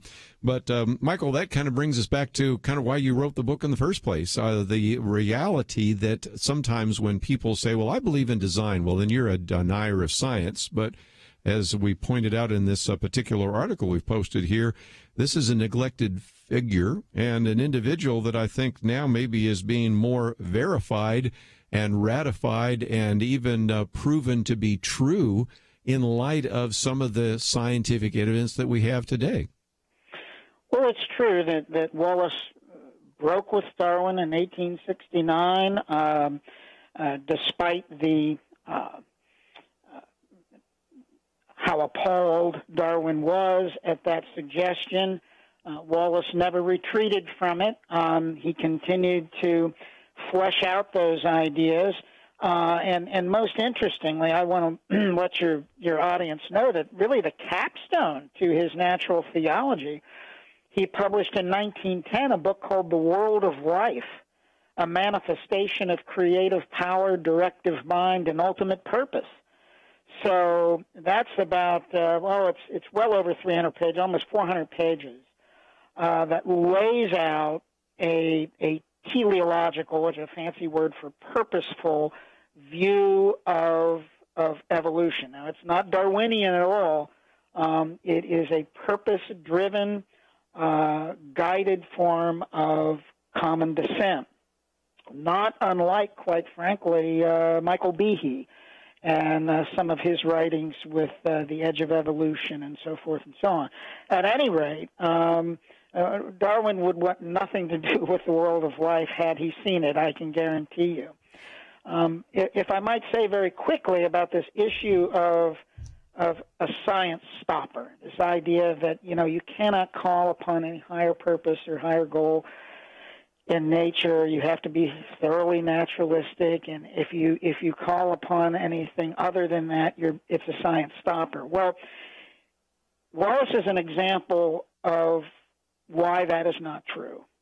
Because if Wallace broke with Darwin in 1869, how could he write the foundation of modern biogeography in 1876 called The Geographical Distribution of Animals? That is widely regarded as the foundation stone of modern biogeography, and it's a widely accepted book. Talk about island ecosystems, island life, he published in 1880. So, I mean, it's not like simply because Wallace saw that there were limitations to what a purely naturalistic view of evolution was, saw it as limited and incomplete, somehow he couldn't carry two ideas in his head at the same time. Right. Well, and even if you think about it today, for a long time, there was a lot of DNA that people, scientists didn't really know what it was, so it was just called junk DNA. And so the assumption is that this is just the flotsam and jetsam left over from evolutionary experiments that went to a dead end. And if you believe that everything is a result of randomness and random processes, you believe that this is kind of this leftover junk. And so it was called junk DNA.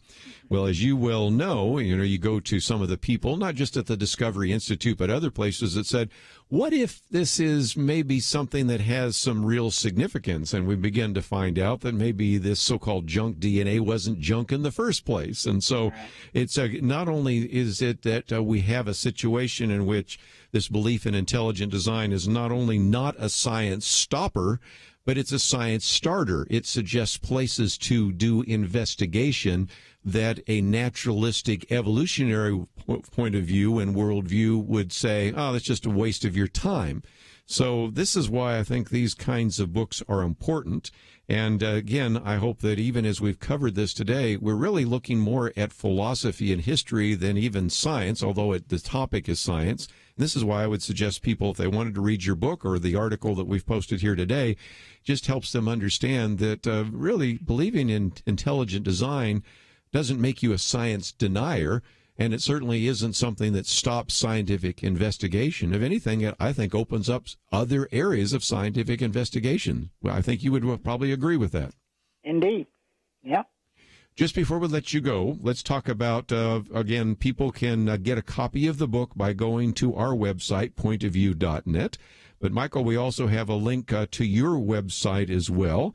And it just is one that would provide some information about this as well. And I might just mention, this is not the only book you've written about Wallace. You, of course, have also edited a book on Russell Wallace's theory of intelligent evolution, also authored one on Wallace, A Rediscovered Life, which is Discovery Institute Press. And then this one from our good friends at the University of Alabama, which is another way in which people can obtain that. So as people go to the website, they'll find some other information that they will find helpful. So if people would want to have you come and speak or want to contact you, we have some information about you there as well. And so what would you suggest to anybody if they'd like to contact you? They could certainly contact me by email, or my email address is mflannery53@gmail.com. Mm-hmm. Or they could contact the Discovery Institute, which I think you probably have a link to. Sure. So there's lots of ways. I'm not hiding. People who want to get to me can get to me. There's a number of ways to do that. So very good. Well, thank you for, first of all, writing this book. I know that a scholarly book like this that is 250 pages took a lot of time, and I thank you also for giving us an hour today here on Point of View as we've talked about this issue of creation versus evolution and intelligent design. So thank you for joining us today here on Point of View. Thank you, Kerby.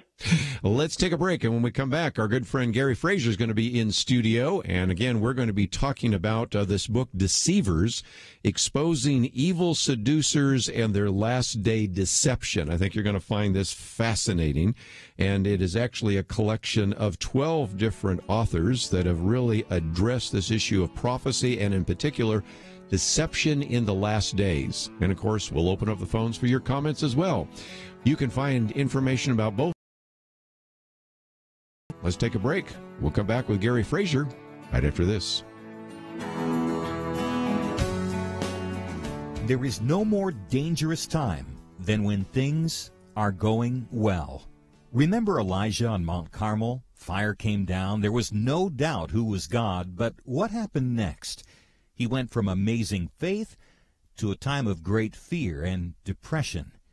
Many Christians have been very thankful a certain Democratic candidate for president was not the one to nominate 2 replacements for the Supreme Court. But as with Elijah, times of great victory are also times of great danger. Moments like this are not the time to take it easy. This is not the time to let our guard down.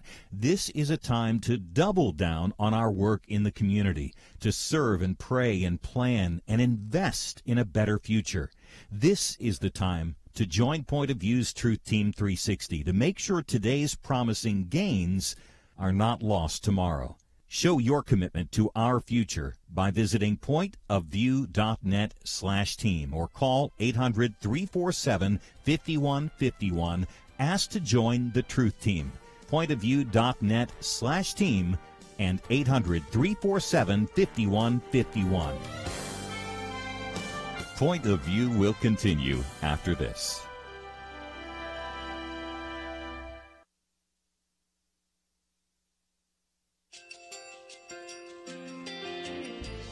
I just want to thank you so much for all the wonderful programming you have.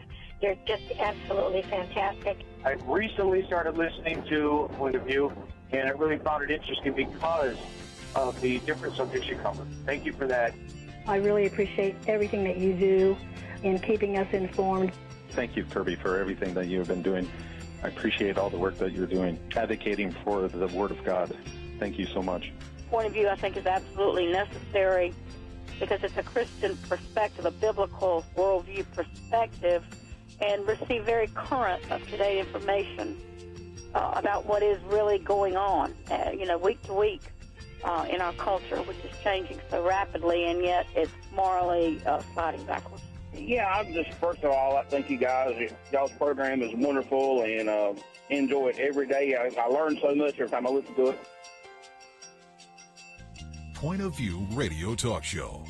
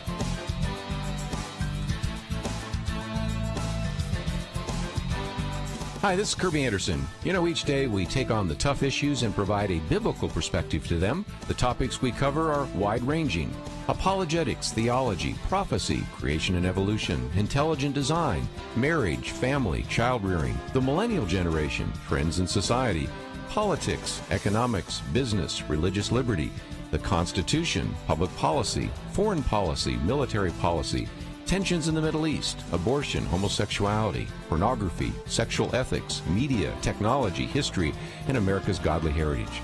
We talk about anything that affects your faith, your family, or your freedom. So don't go anywhere, because Point of View continues right now.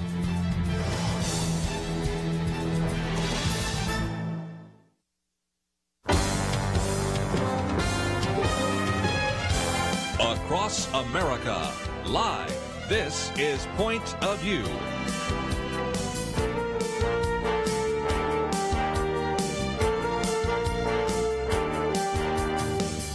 And now, Kerby Anderson. This hour we're going to be talking with our good friend Gary Frazier, and we're going to be talking about a new book that he has contributed to, Deceivers, Exposing Evil Seducers and Their Last Day Deception. Now, again, if you are a student of prophecy, as those of us around the table, you believe that there are various indicators of the fact that we're in the last days, and one part of that is deception. But even if you reject some of that, and as interestingly enough, Dave Reagan talks about growing up in a church that spiritualized all these prophecies, even if you are one of those individuals, you still have to say that we live in a world of deception. So I think whether you accept our prophetic understanding or not, you're going to find this to be a fascinating discussion. And a little bit later, of course, we'll open up the phones to give you a chance to join the discussion. Gary Frazier, of course, as you have perhaps heard him on this program before, is the founder and president of Discovery Missions. You have seen a number of his books in print over the years. Probably a lot of people know him as the contributor to the Tim LaHaye Prophecy Study Bible, a graduate of Criswell College, Southwestern Seminary, Louisiana Baptist University, a Doctor of Humanities degree from Liberty University, a Doctor of Divinity from International Seminary, and an individual that contributed to the third chapter of the book on Laodicea. Gary Frazier, Dr. Gary Frazier, always great to have you in Kerby, studio. what a joy to be with you. And let's, if we can, give just a brief overview for the book, although we're going to focus on yours. And this is a book that actually Terry James has put together. Mm-hmm. And so Jan Markle, who's familiar to our listeners, Dave Reagan, I just mentioned his name a minute ago, has been on this program with us as well. Nathan Jones, we can talk about Jim Fletcher. Eric Barger was just in studio recently with us, and you're one of the chapters in the subject of deception. But if there is any evidence at all, we live in a time where there is massive deception, not just outside the church, but you spend some time talking about deception inside the church as well. Well, we do, Kerby. One of the things that I'll just simply say is that you'll have to excuse my voice. We just returned from Israel. And the older I get, the harder that the jet lag recovery is. But nevertheless, we had a wonderful time. But yes, the fact of the matter is that we know that that we are living in some very critical times. You talk about it. You and I have been friends for many years. We've talked many times about biblical prophecy, where we are on God's prophetic timeline. And there is no question that Jesus in Matthew chapter 24, in his most extensive message concerning the last days of the end times, when he spoke about the signs of the times, the only one that he mentioned more than just one time was 4 different times he said, watch out that no one deceives you. Yes. And he went on to say that there would be many deceivers who would come. And I think through the internet today, and of course media today, we have the proliferation of deception unlike any generation that has ever existed. And frankly, it fits in with the end-time prophetic plan that the Word of God makes clear to us. Now, when Terry first contacted me about doing this, I'd never really done a book before when I was just a contributor, with the exception of the LaHaye Prophecy Study Bible. Mm-hmm. But I've known Terry James for a number of years, and most of the authors that you mentioned a moment ago are friends of mine. In fact, Jim Fletcher co-authored with me Miracle of Israel. Yes. So we've been friends for many years. David Reagan is one of the men that I love and look up to, admire, respect greatly, just been a great friend through the years, and just appreciate his ministry. So it was really kind of a labor of love. And so I was asked to write this chapter on Laodicean lies. churches. Well, and let's, if we can, help people understand that if they look to the book of Revelation, they see these different churches: Ephesus, Smyrna, Pergamum, Thyatira, Sardis, Philadelphia, Laodicea. Now, some people remember Laodicea as the one where you're neither hot nor cold. You've traveled there and know that, there was a hot springs, but by the time the water came down there, it wasn't hot. It certainly wasn't cold, and there was a lot of minerals, and sometimes people would actually regurgitate the water. So there's a sense in which that illustration is there. But one of the things that I think is really significant in the book that you have written, in the chapter that you've written, is to recognize that there is a progression. People just see 7 churches, they read about that, and they say, oh, that looks a lot like churches I've seen even today. But you make the case, and I certainly think it's fascinating, that starting from Ephesus all the way to Laodicea, this shows the digression or the degrading of the church from the first century to our current 21st century. Explain that, if you mind. Well, first of all, when John was caught up into heaven in Revelation chapter 4, verse 1, and God gave him this panoramic view of the end times, and basically what we find in chapters 1, 2, and 3, in essence, is God just tells John, we're going to write a book that's going to change the world, the book of the Revelation, the Apocalypse, right, the unveiling of Jesus Christ. And so he begins by speaking about 7 geographically locatable churches, which at that time were in ancient Asia Minor, today modern Turkey. And these churches had been established over time, and they actually formed somewhat of a circular road. And in ancient times, when a scroll or a message was written, of course, the scroll was rolled up, it was sealed, and then it was delivered, and then that scroll would be read in that church, and it would make the trip around all of the 7 churches as the word of God was being spread. And of course, remember now, this is before the final compilation of the 66 books of the Bible, the canon of Scripture that we hold in our hands. Well, Laodicea, and you're right, Ephesus was that hot-hearted, soul-winning, Bible-preaching, God-loving, Christ-honoring church. But the problem was, in each of these churches, Jesus points out in chapters 2 and 3 of Revelation, first of all, he begins by commending them for the things that they do right, but he also condemns them for the things that they have done wrong, and then gives them directives about how to get back on path.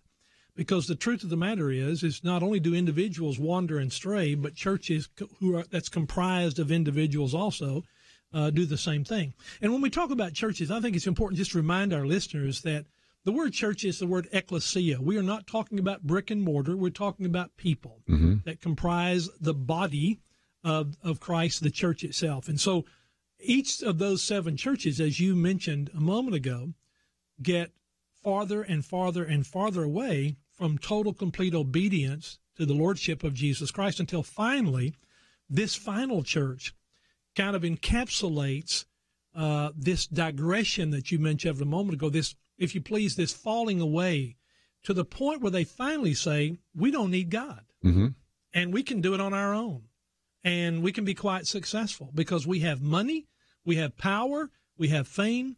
And the truth of the matter is that today there is such a strong resemblance between what was happening on this continent with the Laodicean church and what we see across the board today, as we see churches really develop, and I'm not naming any in particular, but even denominations that are moving away from the authority of the Word of God and submission to the lordship of Christ, and projecting through programs and initiatives that they create, that they develop. And as this happens, we see a loss of evangelism, a loss of discipleship. And without any question, today, while the church of Jesus Christ is always going to exist, Jesus made that clear in Matthew chapter 16. He said, upon this rock I will build my church, and the gates of hell shall not prevail against it. The church, the body of Christ, will always be there, but we're in a very perilous time right now. Let's take a break, and when we come back, we're going to continue our conversation about the book Deceivers, and focusing primarily today on chapter 3 by Dr. Gary Frazier. It is published by New Leaf Press. You should be able to find it in your local bookstore, about 300-plus pages. But if you are interested and can't find the book in your bookstore, we have a link so that you can order the book as well, and I think you're going to find it very helpful, disturbing, and also motivating. So we'll take a break and continue our conversation with Gary Frazier right after this.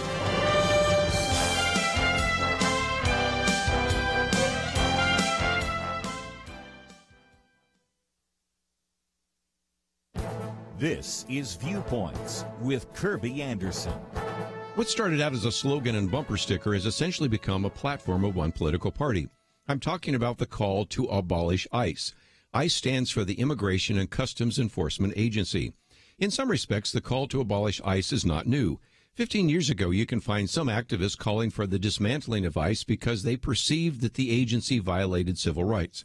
But the call to abolish ICE has new energy because some Democrats are trying to move the party further to the left. By the way, we aren't just talking about self-described socialists like Alexandria Ocasio-Cortez. Many Democrats who will be running for the presidency in 2 years also call for the abolishing of ICE. That is why it's likely that this idea will make its way into the Democratic platform.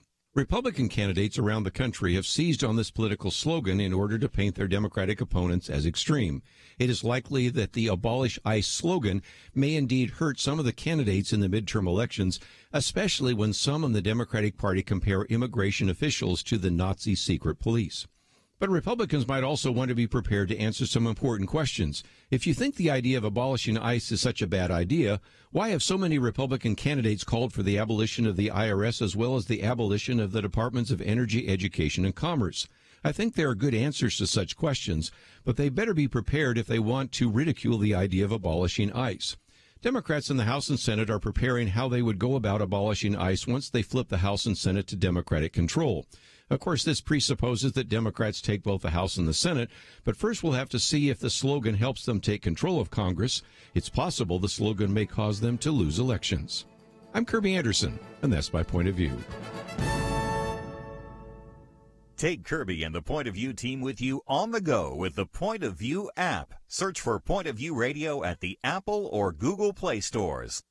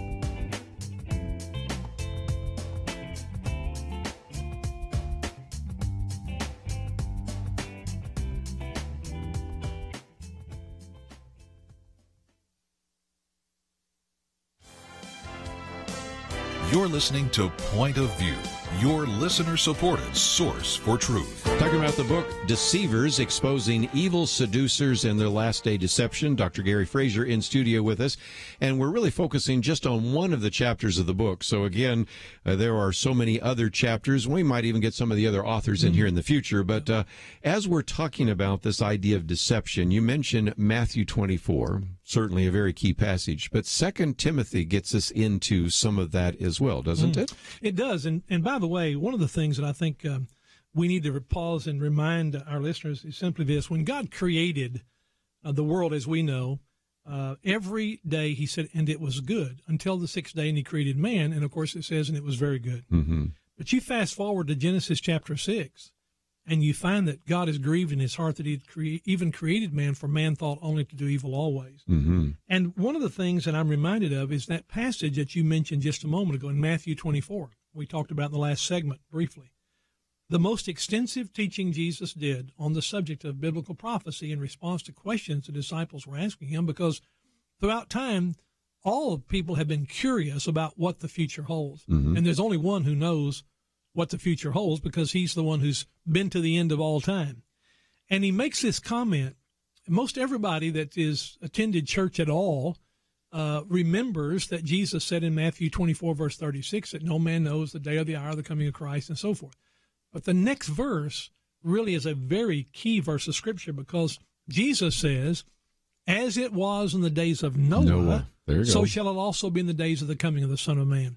Now, I just want to say, and go on record here, that if you're listening to us today, I want you to know that I have a very deep personal conviction, and I believe by the Holy Spirit in my own heart, that we are the terminal generation, that we're living in the last days. And I realize that strikes fear in the hearts of many people, although it should not, because biblical prophecy was never given to scare us, but to prepare us.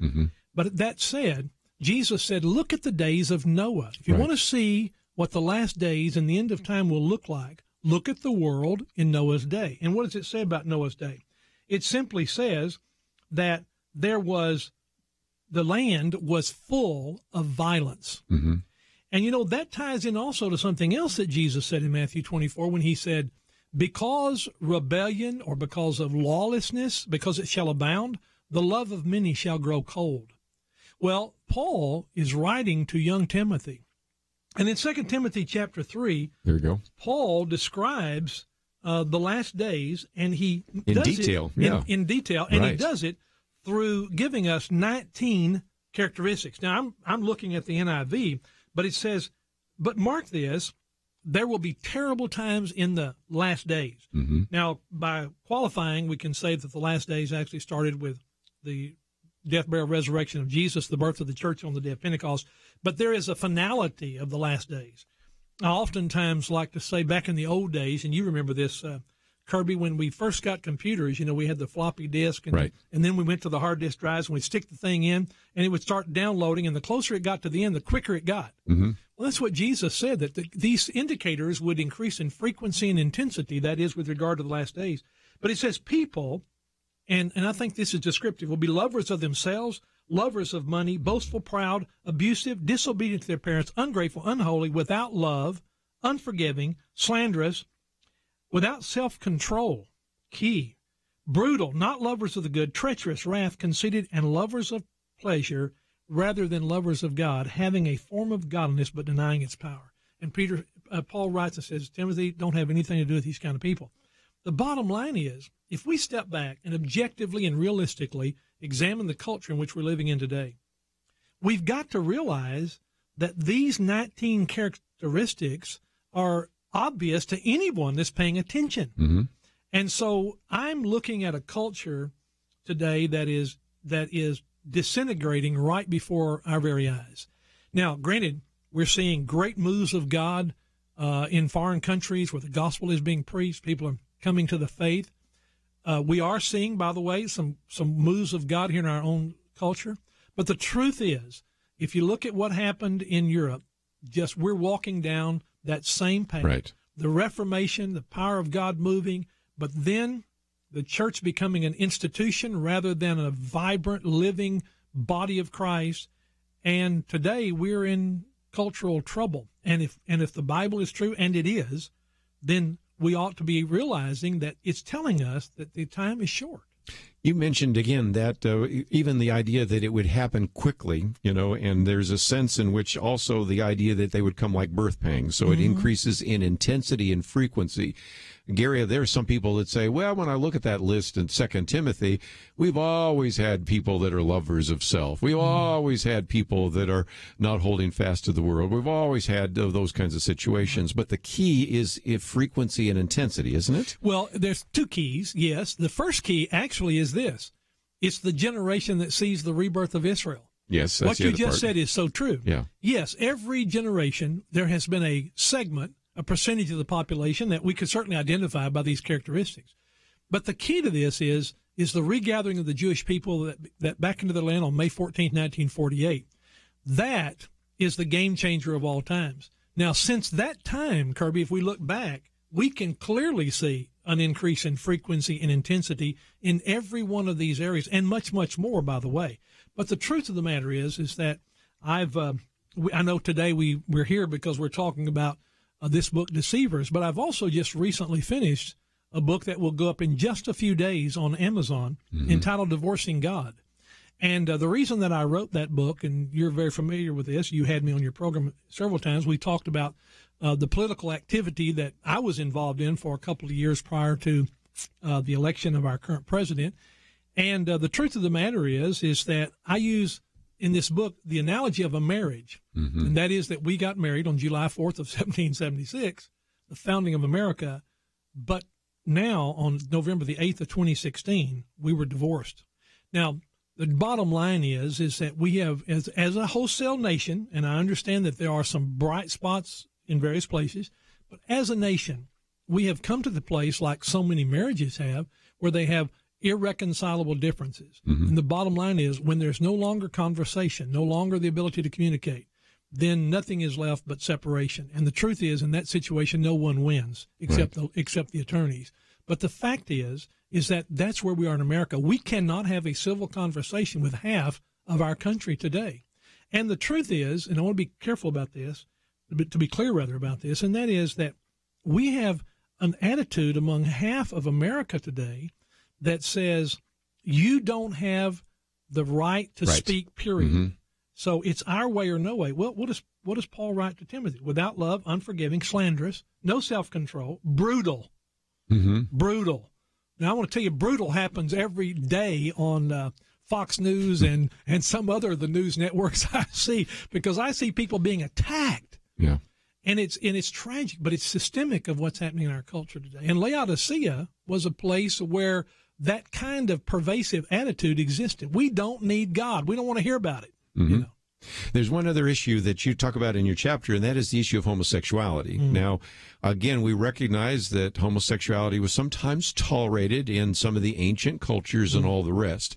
But are we not in an unprecedented set of circumstances where there is not just a tolerance, but an affirmation of this? Matter of fact, one of the articles we posted is called The Compulsory Society, where Jack Phillips says, well, I'm just not really into same-sex marriage, so why don't you go and maybe get someone else that really believes in what you're doing to make a cake for you? And, of course, they said, no, you have to be compelled to actually affirm same-sex marriage. And now, again, he's found a situation where the Colorado Civil Rights Commission is saying now you have to affirm even a transgender person who wants a cake for coming out. This is unprecedented, isn't it? Well, it is. First of all, let me just say this. When you take the lid off perversion, and there's no getting the lid back on. Yeah. And again, I want to go back to say that we didn't get here overnight. Yes, there have been homosexuality. There have been homosexuals, obviously, since the beginning of time, because in Genesis 18, God destroys Sodom and Gomorrah specifically for that perversion.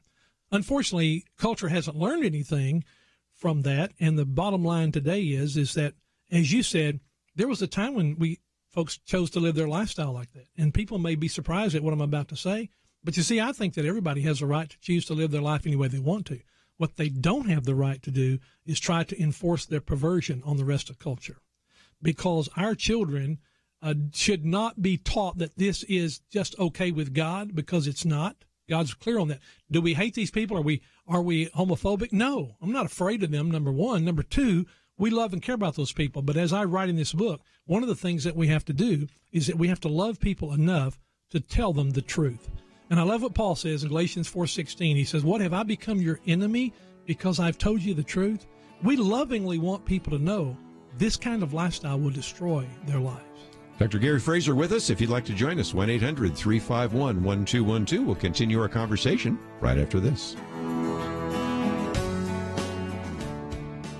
It wasn't long ago, it seemed, every official decision brought religious liberty and our ability to live as faithful Christians into question.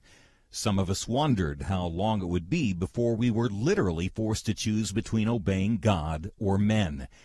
That pressure seems to have subsided just a bit, and now is the time not to take a breath, but to work as hard as we can for the future of our nation. Thanks to you, Point of View is doing just that. And our special thanks to those who have become members of Truth Team 360. In football, 22 guys battle it out on the field while 40 or 60,000 watch in the stands, and perhaps hundreds of thousands more watch on television. We need a special few to get out of the seats and into the game. Join today by calling 1-800-347-5151 and ask to join the Truth Team, or visit us online at pointofview.net/team. We really do need you. The nation needs you. 800-347-5151 and pointofview.net/team. Point of View will continue after this.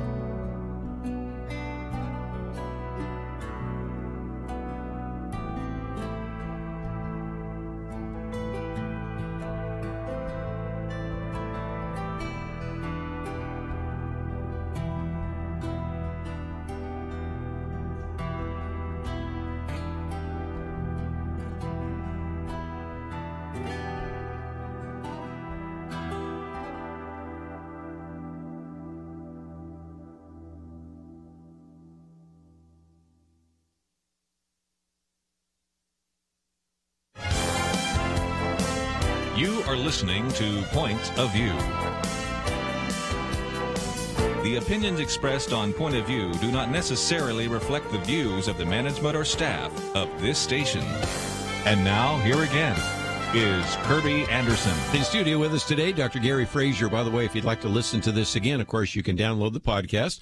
Since he's in studio, you can also watch it on our YouTube channel, and that's all available. But we also have a link to GaryFrazier.com, and this is a way you can find out about Discovery missions. And also, this is a book that I really would want to put in the hands of a lot of individuals, because each one of the chapters, and we've only spent our time on one of those, deals with this issue of deception. And if 4 different times Jesus warns us not to be deceived, it seems to me that he's really concerned that people will in the last days become deceived, right? Absolutely. And again, with the proliferation of the internet, social media, et cetera, the opportunity to deceive exists for 2 reasons. Number one, there is a method to it, obviously through media, but also there is a lack of knowledge today that allows people to be so easily deceived, because when you do not know where you've come from, you don't know where you're going, let alone where you are. Yes. And the truth is, that's where we are today. So many people today are disengaged. They're just rocking along doing their own thing, and they have no idea where we're going as a culture and they certainly don't have any idea that Jesus is coming soon.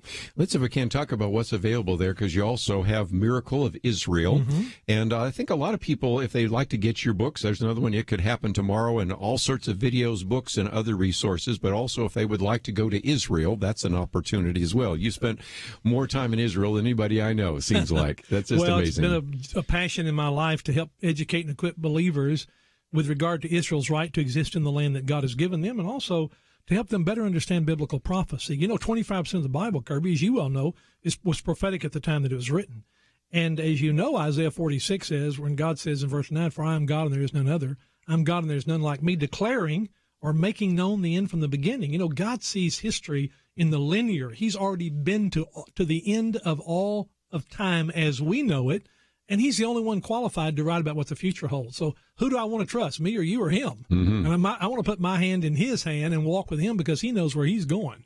Well, again, one of the advantages of going to Israel is you get a chance to see this. We've said it before. You can read the Bible and it's in like 2 dimensions. You go to the Holy Land and it's in 3 dimensions. Or you read the Bible, it's like in black and white. You go to the Holy Land, it's in color. So anybody that can make their way over there will benefit tremendously, won't they? There is no doubt about that. And one of the things, as you know, that we take senior pastors who've never been to Israel on educational equipping trips. We take them for free. Yes, I know. And we are investing because we believe that if the man of God changes, the message of God to the people of God stays strong and authoritative as he can, because then he can stand and proclaim things not that he's read or heard, but that he's actually seen and experienced in addition.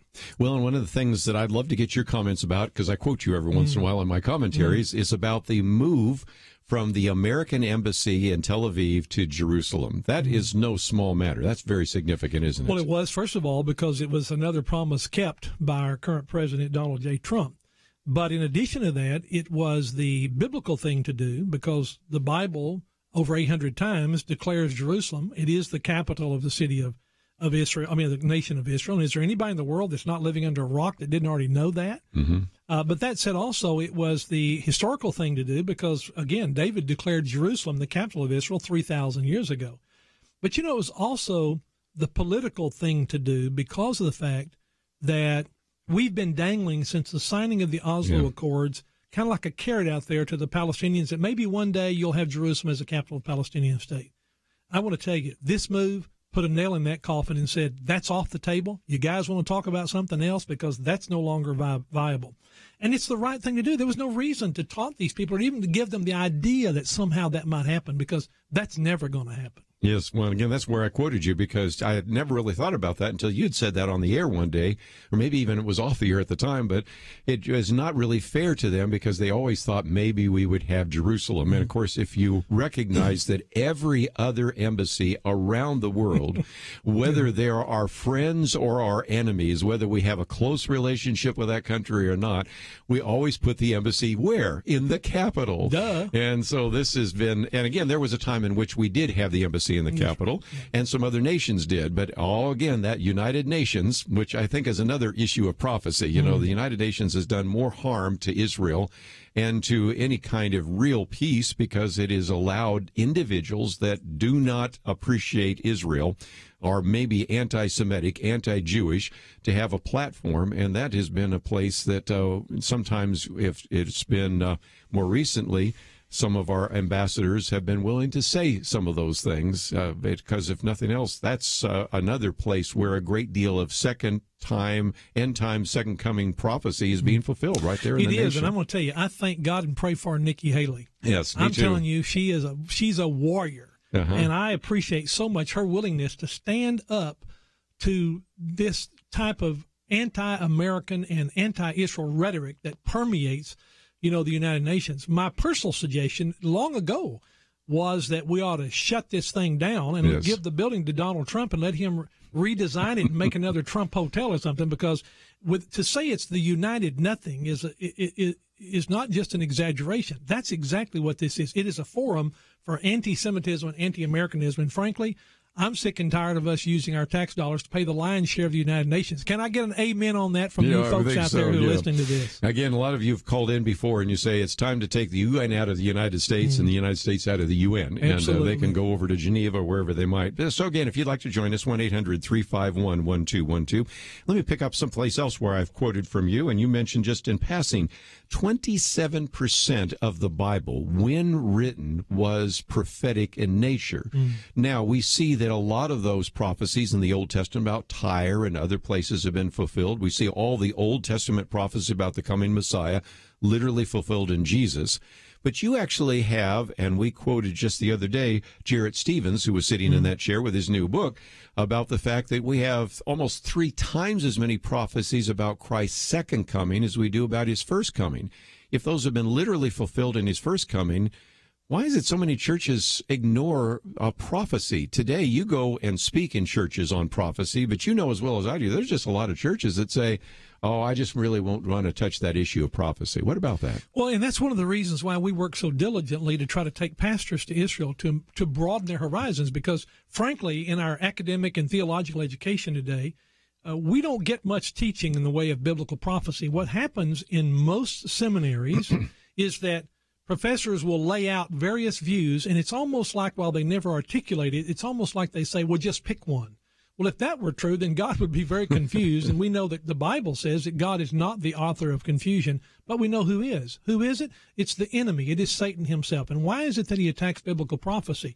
Because of the fact that evangelism is at the core of prophecy. Right. When we stand up and talk about the fact that there are 109 prophecies specifically about Jesus' first coming, every one fulfilled meticulously, and then 327, 3 times that, of the second coming of Christ, why would you ignore one of the greatest motivational teaching doctrines in all of Scripture? Right. And that is, Jesus may very well come today, and because of that, I want to be ready, but I also want to make sure that my family, my loved ones are ready, that I've shared the message of Jesus Christ with others, because the bottom line, Kerby, is this. One day Jesus is going to come. Number 2, Hebrews 9:27 says it's appointed a man once to die, and every one of us has an appointment with the Creator. And it's imperative that we never, ever back away from being evangelistic in nature and teaching the fact that the Bible is the only one of the quote-unquote religions of the world. Their books like the Vedantic literature, the Hindus, no, nothing. Islam, marginal, says something about not much. Hinduism, none of these religions teach prophetic future. Why? Because they had a human author of their books, not a divine one who knows what tomorrow holds. And so we need to be diligent in sharing our faith, and especially the closer it gets to the coming of Christ, which could be at any moment, we need to be doing the job. Well, and unfortunately, we're not doing a very good job at it. When we come back from the break, though, I want to spend a little bit of time maybe hearing from you about what pastors need to do in terms of teaching that, because we do have pastors and Sunday school leaders and others that say, I've sort of stayed away from this prophetic stuff. And is there material available that they can use to understand that? But also from an evangelistic point of view, You know as well as I do, I meet all sorts of people, and I ask, where did you become a Christian? And it's amazing how many became Christians at Awana or camps or whatever. Then when I ask, how did you become a Christian? They say, well, I was reading Hal Lindsey's book, or I was reading Gary Frazier's book, or I was here, Tim LaHaye had the Left Behind series, or whatever.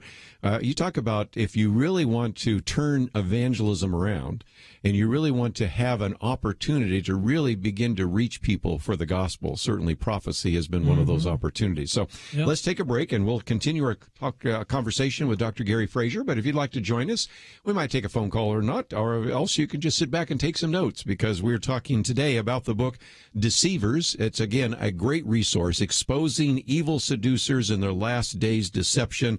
12 different Bible prophecy experts writing on that.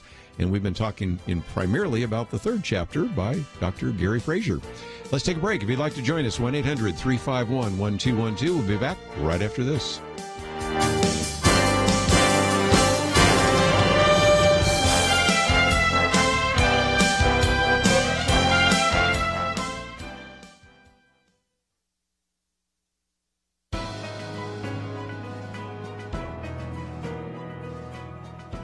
Welcome to the First Liberty Briefing. I'm Jeremy Dice. At the heart of religious liberty is the right to follow the faith of our choice. That means that no one, not even the United States Air Force, may force someone to follow any particular faith. But when Jeff Montanari converted to Orthodox Judaism, the Air Force treated him poorly. They rejected his application to be a Jewish chaplain, something the Air Force has a great need for at the present time. His superior officers were hostile towards him, excluding him from activities in order to drive him from the Air Force. He even received a litany of questions that questioned the sincerity of his conversion to Judaism. First Liberty sent a demand letter to the Air Force explaining that their job is to win wars, not question the legitimacy of someone's conversion. We believe the actions of a few Air Force officials to be unlawful discrimination. As the U.S. Supreme Court put it in Hobby v. Unemployment Appeals Commission of Florida, the First Amendment protects the free exercise rights of employees who convert from one faith to another after they are hired. In other words, religious liberty protects against discrimination even when you change your religion. Chaplain Montanari just wants to continue serving his country in accordance with his religious beliefs. We are confident that the Air Force can easily solve this problem and stand ready to assist in that process. To learn how First Liberty is protecting religious liberty for all Americans, visit firstliberty.org. I'm Kelly Shackelford, President and Chief Counsel of First Liberty Institute. Some people think our religious freedom will soon be gone, but that's not true. The fact is that First Liberty, a national network of America's top attorneys, is winning over 90% of our cases. We defend religious freedom for people like you. Go to firstliberty.org and read the exciting story. That's firstliberty.org.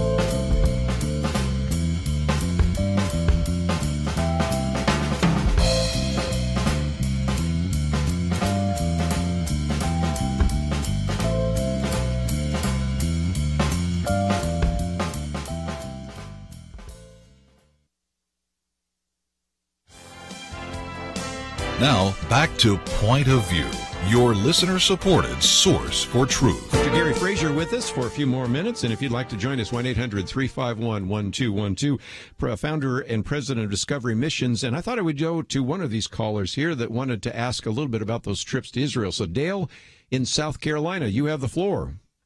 Yes, well, thank you very much. Yes, I just tuned in about halfway through this segment, and I heard Dr. Frazier mention something about trips to Israel for senior pastors, and that kind of caught my attention. Any more details I can get on that? You can, Dale. Great. Thanks for calling in. Yes, if you'll just call our office, 817-595-2700. Our staff will explain what's involved there. But if you're a senior pastor, you've never been to Israel, we'd be delighted to help you make that journey. It is completely free from New York. All you have to do is get to New York, all your food, everything up to and including tips, all those things included. It's a 10-day trip. And let me just tell you real quick, January 7 through 16, you can join us. We're taking a group over. Love to have you. Thanks for calling. The number once again? 817-595-2700. And you can talk to our staff there, and they'll fill you in on the details. And I might just mention, we do have a link to your website. It's got all that information. Yeah, and by the way, there. if you send me an email, even through the website, I can shoot you a flyer out that'll give you also information. Thanks for calling, Dale. We'll get to some other phone calls in just a minute, but I just thought for a minute, since we're talking to pastors, and I know there's a good example that pastors are listening, can you give us some advice? Because I know you've written about this idea of using prophecy in evangelism. I don't think most people understand that, and if they do, they can certainly use a few tips from a man that does it every day. Well, Kerby, one of the things that I believe very strongly, and that is that we need to challenge people to make a commitment for Christ. It's one thing to say, well, I love Jesus and I wish you would too. But it's another thing to challenge them to say, based on the facts that we know, the resurrection of Jesus Christ is the game-changing moment in the history of the world. And if Christ be raised from the dead, then, hey, we need to understand that he knows what he's talking about. And he said, I am the way, the truth, and life, and no man comes to the Father but by me. We need to challenge people to make a commitment to Jesus Christ and not be ashamed of that. And then to follow that with believers' baptism as a symbol of the commitment they have, outward expression of the decision they've made in their heart. Biblical prophecy. As a former pastor, it was not my intention to quote unquote preach on prophecy all the time. My intention was to teach the Word of God. But when I came to prophetic passages of Scripture, I did not shy away from them thinking, well, I don't know every little detail, but what I do know is this book is true, and it's the only reliable source for what the future holds. So let me talk about biblical prophecy, but I want to do it not from the standpoint of just in information. Right. But rather to challenge them, because I want to tell you something. There are going to be people who will die and go to hell without Christ who know all kinds of stuff about biblical prophecy. Yes. There are people, in fact, I'll be doing a conference in Norman, Oklahoma in October, and it'll be packed out with people who have an extensive amount of knowledge about biblical prophecy. But there'll be people in that room who could talk to you about prophecy, but they don't know Jesus. That's right. And that's the tragedy of it all, because you can fill your head with knowledge and information and facts and yet not have a personal life-changing relationship with Christ. And so I have that little saying that I say all the time, if you are what you were, then you ain't. Because when you meet Jesus, he will change your life. And again, you call for a decision. I mean, there is a sense in which right now we have kind of these seeker-sensitive churches, and I understand that. And there are times when they say, I want you to consider that. But you actually call people out of the seats, and that's something that we think about in terms of the old tent revivals, but there's still a place for it in the 21st century, That's because there? I'm old. But the truth of the matter is that I believe that Christ confronted people and said, come and follow me, and I will make you fishers of men. And there was a challenge to them to follow him. And, today and I'm not trying to be critical, but I'm just going to be factual here. There are lots and lots and lots of churches across the country today who a man will get up and deliver a sermon of some kind and then never challenge the people to do something about what they just heard. I believe you call people to come to Christ and call them to further commitment in their discipleship, their following him. And if we don't do that, first, I just feel that I'm compelled to do that. And I'm not saying you have to do it my way, but I do believe that pastors today are missing the mark. I go into churches, I will preach a message. I've seen you do this. I will give an invitation. Yes. And literally 30, 40, 150, 170, 330 people will get up, no music. They'll get up out of their chairs, climb over people, and come and meet me at the front. This is not crusade evangelism. It's teaching the Word of God and challenging people to make a decision. And we ought to be doing that. Well, and again, we just have individuals sometimes that are sitting in the pews and they're waiting for someone for a call to action. Tell me what to do. Tell me what to do.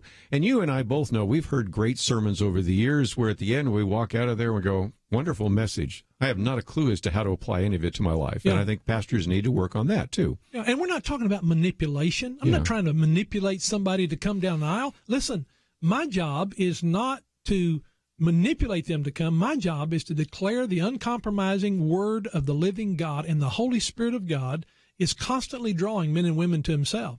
In fact, John 6:44 said, Jesus said, no one can come to me unless the Father who sent me draws him. But I believe that when you get up, when the man of God or the woman of God stands up and proclaims the word of God, the Holy Spirit is energized to stir the hearts of people, and he will do the drawing if we'll challenge them to obey him. Well, very good. So, wish we had more time, but let me just mention real quickly that the book is called Deceivers, and again, 12 different experts.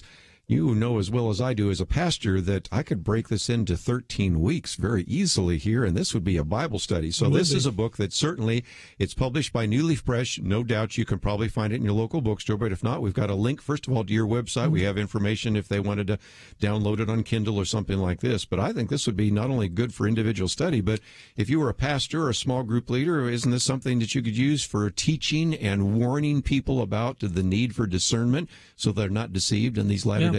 And it's exactly right, and I would love to see some churches do this, because I got to tell you, there has been a dearth of this in the church for a long, long time, and it's time, because of where we are in our culture, to get involved and to challenge people with this regard. But I want to say one final thing before we have to leave, and that is, when I wrote this chapter about the Laodicean lie, I was really moved in my spirit about the fact that we live in this cultural decline, and it breaks my heart when I look at what's happening, not only in America, but around the world.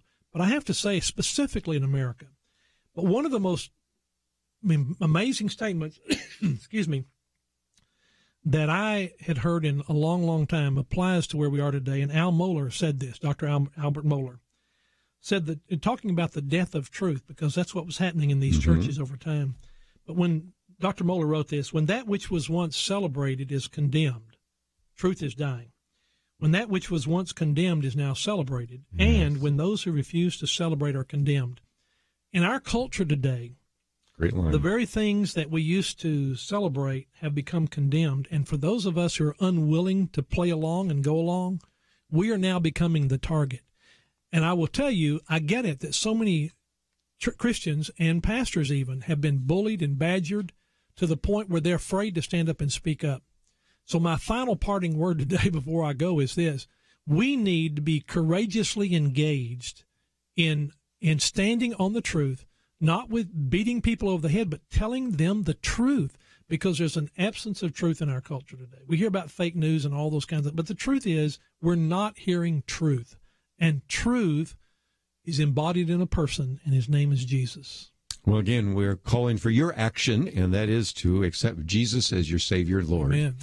Gary Frazier, it's always great to have you in studio. Let's do it again soon. And we are just about out of time, so I want to thank Andrew and Steve for their help behind the scenes. Let me mention that if you want some more information, we have a link to Discovery Missions, and those of you that are pastors or others that want to get information, it's all available at GaryFrazier.com and Discovery Missions. That's all we have for today. We've got a full bank of conversations tomorrow right here on Point of View. We'll see you then. There is no more dangerous time than when things are going well. Remember Elijah on Mount Carmel? Fire came down. There was no doubt who was God, but what happened next? He went from amazing faith to a time of great fear and depression. Many Christians have been very thankful a certain Democratic candidate for president was not the one to nominate two replacements for the Supreme Court. But as with Elijah, times of great victory are also times of great danger. Moments like this are not the time to take it easy. This is not the time to let our guard down. This is a time to double down on our work in the community, to serve and pray and plan and invest in a better future. This is the time to join Point of View's Truth Team 360 to make sure today's promising gains are not lost tomorrow. Show your commitment to our future by visiting pointofview.net/team or call 800-347-5151. Ask to join the Truth Team. pointofview.net/team and 800-347-5151. Point of View is produced by Point of View Ministries.